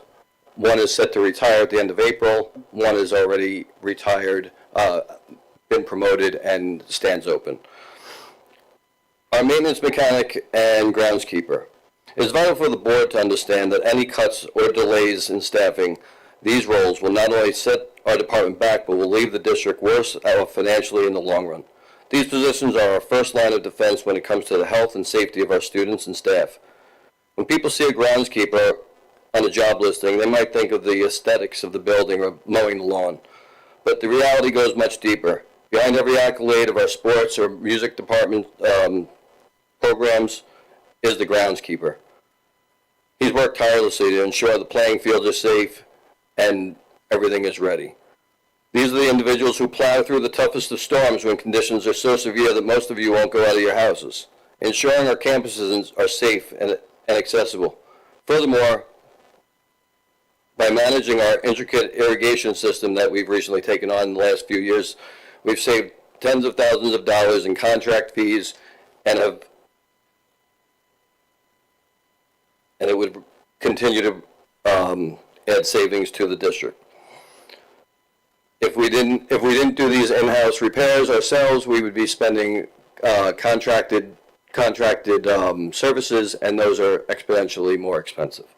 The same level of specialized skills required for our maintenance mechanics. This role is essential for the professional installation of new systems and the rigorous upkeep of our existing facilities. By performing the highest level technical work internally, we eliminate the need for third-party contractors who charge premium rates. When you look at the thousands of dollars saved annually through these in-house repairs and installations, these positions effectively become self-sustainable. The cost of their salaries is an investment that prevents the much higher cost of deferred maintenance and emergency contracted services. Currently, we have 1 position unfilled and another set to retire. I respectfully ask that both of these positions be filled immediately so that we can continue to sustain our equipment and buildings in the most productive, safe, and efficient way possible. If more specific data is needed regarding the cost-benefit analysis of these roles, I encourage you to reach out to our Director of Facilities. Thank you for your time and consideration, and I hope that these positions stay in place. Thank you. Thank you. Thank you for coming and speaking and giving us feedback. Number 4.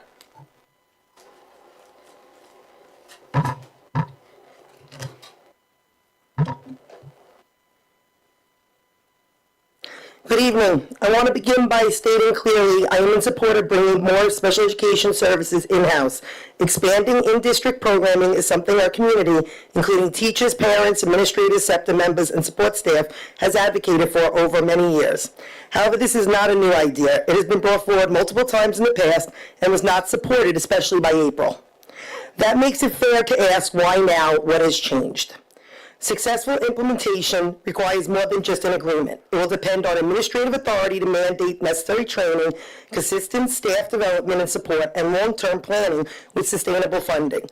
Without these pieces in place, the initiative cannot be carried out effectively. Connecticut can support the goal while also being realistic. Bringing more services in district is important, but not every situation can or should be handled in-house. Some students require specialized placement for medical or behavioral needs to ensure safety for both students and staff. This is where concern arises. An initiative that has long been requested and previously declined is now being highlighted in a different context. That shift raises valid questions about to discourage this effort, but to strengthen it. If we move forward, it must be done thoughtfully, transparently, and with commitment to what it actually requires. More importantly, this must remain about students. Decisions should be driven by students' needs, not timing, and certainly not politics, April. I advocated and supported hiring an incredible executive unit tremendously. You all were not on the Board of Ed several years ago when special education was not led with such strong leadership. Now it has exceptional leadership since she arrived. Now on to broader concerns about fiscal responsibility and governance. So let me get this straight. Instead of acknowledging all of your shortcomings, this board refuses to admit that it lacked the foresight to request proper budget projections back in October, when potential shortfalls could have been identified early and addressed responsibly. Now April advocating to pierce the cap, the tax cap, really? Places an additional burden on community members, many of whom are already struggling.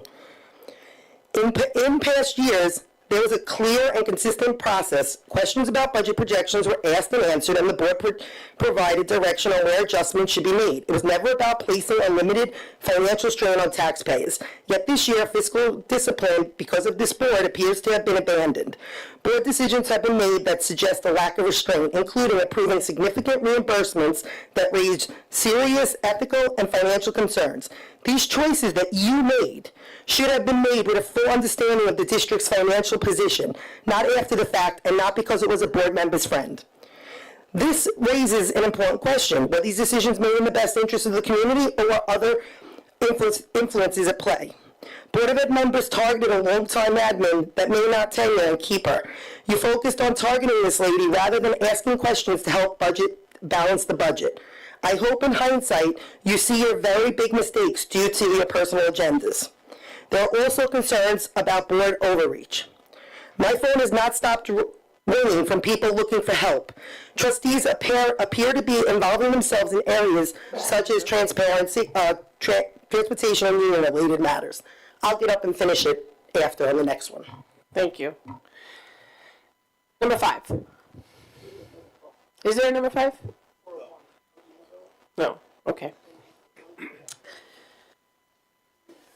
Can I call for a motion and a second to approve the instructional personnel items as presented? Motion. Second. Any questions on those? All in favor? Aye. Aye. Aye. Oh, aye. And Sarah's a no.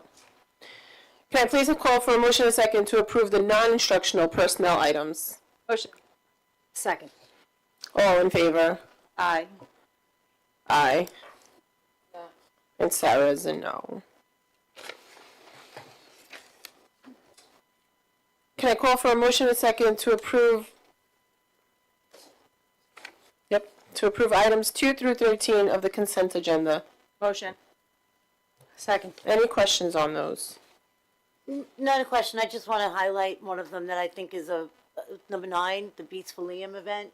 Yes. That we have on there. I know we haven't approved anything yet, but I know we've done this for many years, and just a thank you to bringing this. It came out of tragedy, but thank you so much for bringing this program to try to help other students. I've taken part in it as soon as my son was old enough, and now I think my middle guy is going to be able to do it. He's old enough, so thank you for bringing this here, and I always encourage every parent. It takes nothing to just go. It's quick. They run it so incredibly well with the different stations. It's worth it to get that EKG for your child. You know, set yourself up, sign up for a time slot, and go. And thank you again to the family for once again looking to bring this to our district. All in favor? Aye. Aye. You're good? Oh, yeah, aye, sorry. Okay, no, you're fine. Just making sure. All right, superintendent update, Dr. Sedamore. Thank you. So last week, Student Services sponsored a very successful dinner and movie night for the showing of Screen Ages over at OBMS. Very well attended, despite the fact that, well, maybe it was a week and a half ago, despite the fact that we had a little bit of snow that evening. The video was great. It was very helpful for our parents, especially of those elementary kids that are just about to hit their adolescence on the challenges of the digital devices, especially the phone. So thank you for the community for coming out, for our partnership with Yes and to Student Services. ILAO recently held a Makerspace Fair where over 111 students participated. A credit to them, their families, the staff, the principal sponsored a challenge to get that many kids to participate, where they got to confetti string her, and News 12 even covered it. So she was a very good sport for that. We recently held an ENL Fun Night at RMS. Over 150 participants went to that. Might even be pushing 200. So credit to the ENL department and Ms. Sosa. Just a great job, and we heard that the families and the students especially had a wonderful time.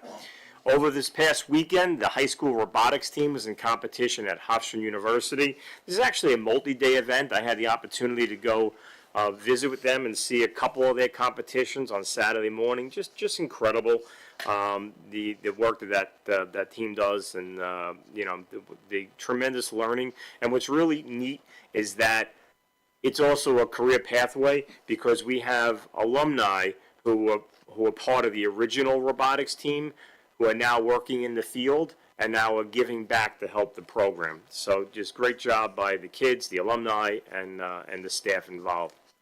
Last evening, OBMS held their Pops concert. Pops concert is essentially where the student musicians actually get to help select the pieces that they're going to perform. Last night was OBMS. It was a packed auditorium. Music was outstanding. Tomorrow night will be RMS's turn for their pop concert at the high school. So we're anticipating another packed house and a lot of great music.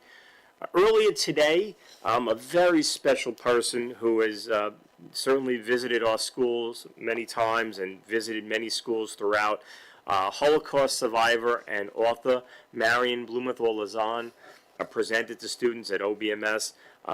Just an incredible human being. Certainly when we look to that generation of World War II and the Holocaust, we realize that whether they're Holocaust survivors, World War II veterans, that generation is slowly leaving us. So to be able to get a Holocaust survivor and an author, the children have read a book, Four Perfect Pebbles, to come in and present living history, and just a wonderful human being. And News 12 covered that as well, so hopefully we'll see that. No, she was here today. Oh, she was here. She was here today. I didn't understand what you were I was saying. understanding that she passed away. I thought she passed away, and I'm like, oh my gosh, my kids. Well, what I was saying is that that generation. I mean, you're talking late 30s and 1940s, and it's already 2026. So every time she presents with our students and all students, it's truly a gift, and we appreciate that. Tomorrow, there'll be a renowned guest composer and arranger named Carl Stroman, who'll be visiting Boston to work with band students. So that's a very exciting opportunity. Tri-M has their talent show on Thursday also at RMS at 7 o'clock. Fridays are Showcase of the Arts at the high school, starting at 5:30. And then when we return from the spring break on the 14th, during the day we have two students, high school students, Daniel Ehlers and Abra Madhir. They're being honored as contest winners by Toshiba USA. They did a project on the thymus-like grid for training specialized T cells. And so, just a credit to our students and certainly the staff that work with them. As whether it's the sciences or across the other disciplines, we have students involved in so many various competition areas. As always, we thank all of our local organizations, PTA, SEPTA, ORBA, which are our music and arts boosters, our athletic boosters, Rotary and Civics, for all that they do for our students, staff, and community. And we hope everyone enjoys a nice Easter and Passover. Thank you. Our Board of Ed committee reports. We have the Bullying Prevention Task Force, Ms. DiLorenzo and Ms. Parisi. We had our meeting March 11th, 2 weeks ago, and a lot of what you heard tonight from Mr. Salamone from LICAB is what we talked about. He was there. The initiative that they have with the student ambassadors, wonderful initiative. And he talked about that they went to John Pearl, some upcoming things that they're doing. They're going to Cherokee March 31st and April 1st, and then Idlehour April 23rd. Doing Cherokee 2 days because it's so big, and so they have that coming up. Also, Screenagers. I know Dr. C mentioned Screenagers, and I went, and it really was very informative. It's kind of amazing, but these kids with the devices, and really got to watch what they're doing. It's very tough, but it's what's happening. So I thought it was great, a lot of success, and thank you to all the parents that came out because it was really an oddly snowy night. The weather was not great, and thank you to Yes, of course, for that event.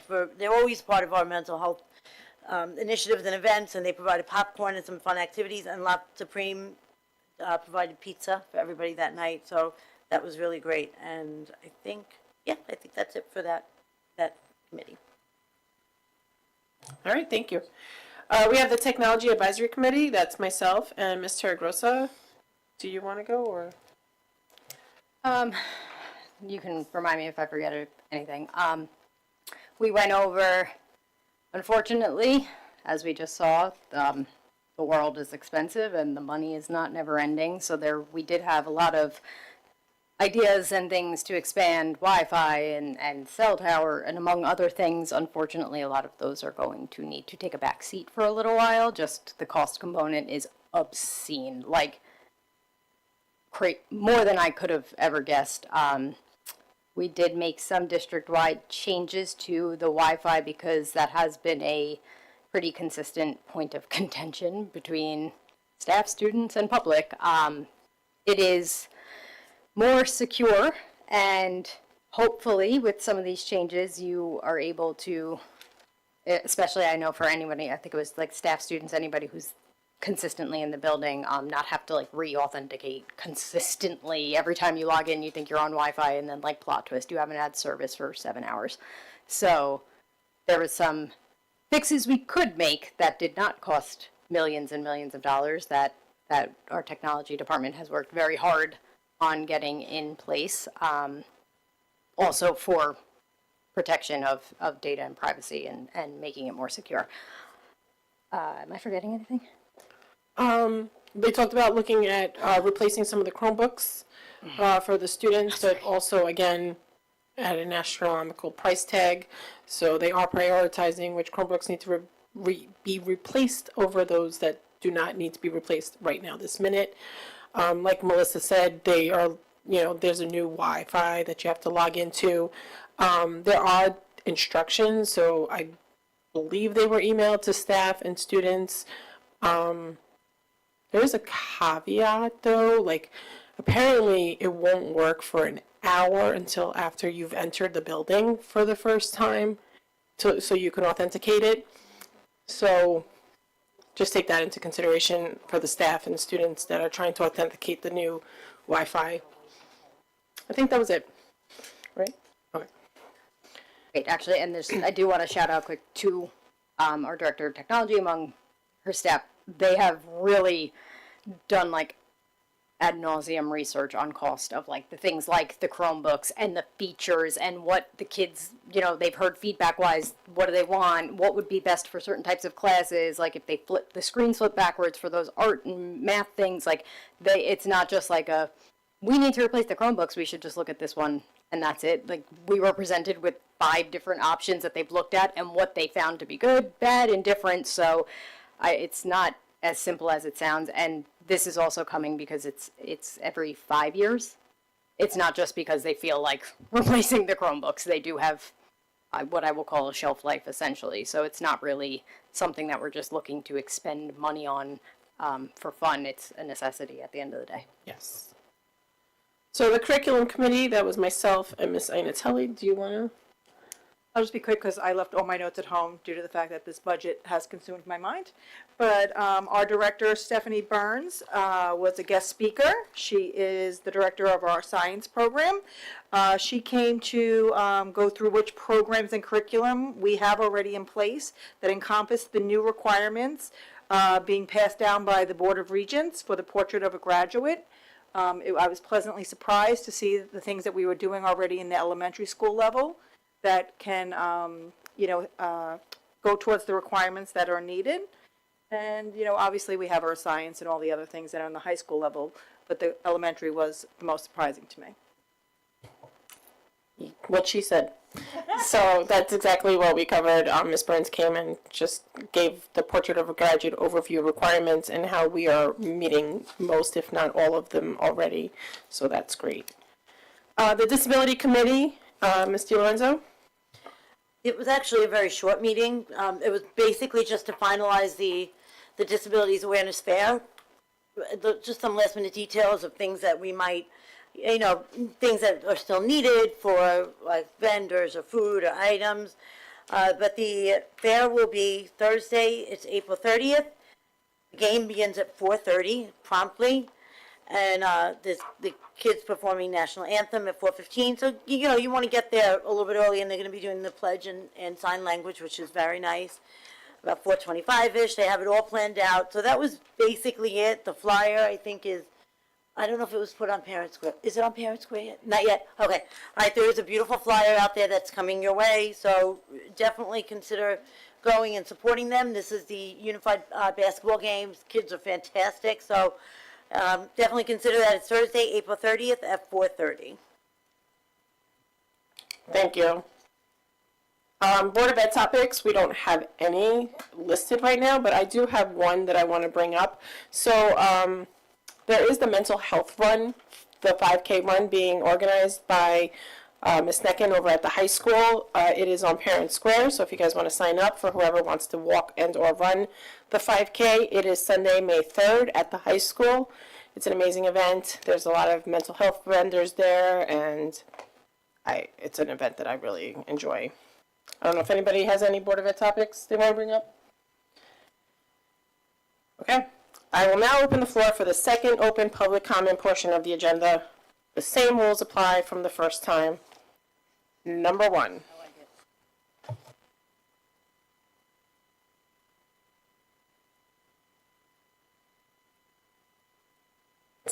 There we go. I'm going to continue on. There are serious concerns about board overreach. My phone has not stopped ringing from people, staff looking for help. Trustees appear to be involving themselves in areas such as transportation and union-related matters, areas that fall outside the appropriate role of the Board of Education. This kind of involvement creates the appearance of complete trustee overstepping and undermines proper governance. Consistency and fairness are also critical. Public recognition at board meetings should reflect the entire district, not appear selective or personal. Especially since there were many educators who deserved a shout out and won't receive it, since April picks and chooses who she likes and dislikes about her recognition and is clearly driven by this. When it is selective to her personal bias, it erodes trust and creates division within the community. Finally, there are serious questions regarding legal spending related to the mascot issue. How much taxpayer money has been spent, and why was the matter not allowed to proceed through the proper channels as recommended? Board members specifically pushed for a backdoor deal that now has put the district in direct conflict with the federal government, costing thousands of dollars while also trying to deter taxpayers from making FOIL requests. Really? Look at how Massapequa handled this like champs. They have the same mascot situation, however, they handled it more professionally, with more knowledge. They allowed the issue to move through the appropriate state and federal process rather than taking unnecessary legal action. As a result, no Board of Education members were ever removed, no funding was ever jeopardized, and the district avoided the excessive legal costs that Connecticut did not. The contrast is clear. Connecticut running their own alternate high school would mean paying much higher wages and is not aidable. Also, you would have to pay payroll taxes on those wages. Did anyone think of that? You guys seem to just keep going in circles and getting nowhere. This community deserves transparency, accountability, and responsible financial stewardship. Right now, there are too many unanswered questions and not enough clarity. It's very sad to see you want to take money in programs from the laborers and the kids before looking more thoroughly at the budget. You say you went line by line, and I still see that they can be tightened on every line and be an actual budget. Actual spent budget like was done several years ago when Eileen Panico was on the school board with Myron, and the two of them cut line by line. They found over $1 million in the budget. All I hear is constant campaigning lately, specifically by April. Thank you, Jackie D, for coming to these board meetings and focusing on students and not whether you will campaign or not. I urge the board to refocus on its core responsibility, serving students in the community with integrity, sound judgment, and fiscal responsibility. On a good note, I just want to say that at the high school, there's a program that I told you about. It is the mock trials. They did an exceptional job this year. They brought it back. Many years ago, they had it. The advisor was exceptional. They did a great job. And I'm looking forward to hearing that they're going to have a class next year, and I hope that's not one that's on the chopping block. Thank you. I actually would have liked to have gone to see the mock trials. I love the mock trials. If they have it again, I'd love to get an invitation. Number 2. Right. Can I call for a motion and a second to adjourn the meeting? Motion. All in favor? Aye. Have a good night, everybody. Happy Easter, happy Passover, happy whatever you celebrate. Just be happy.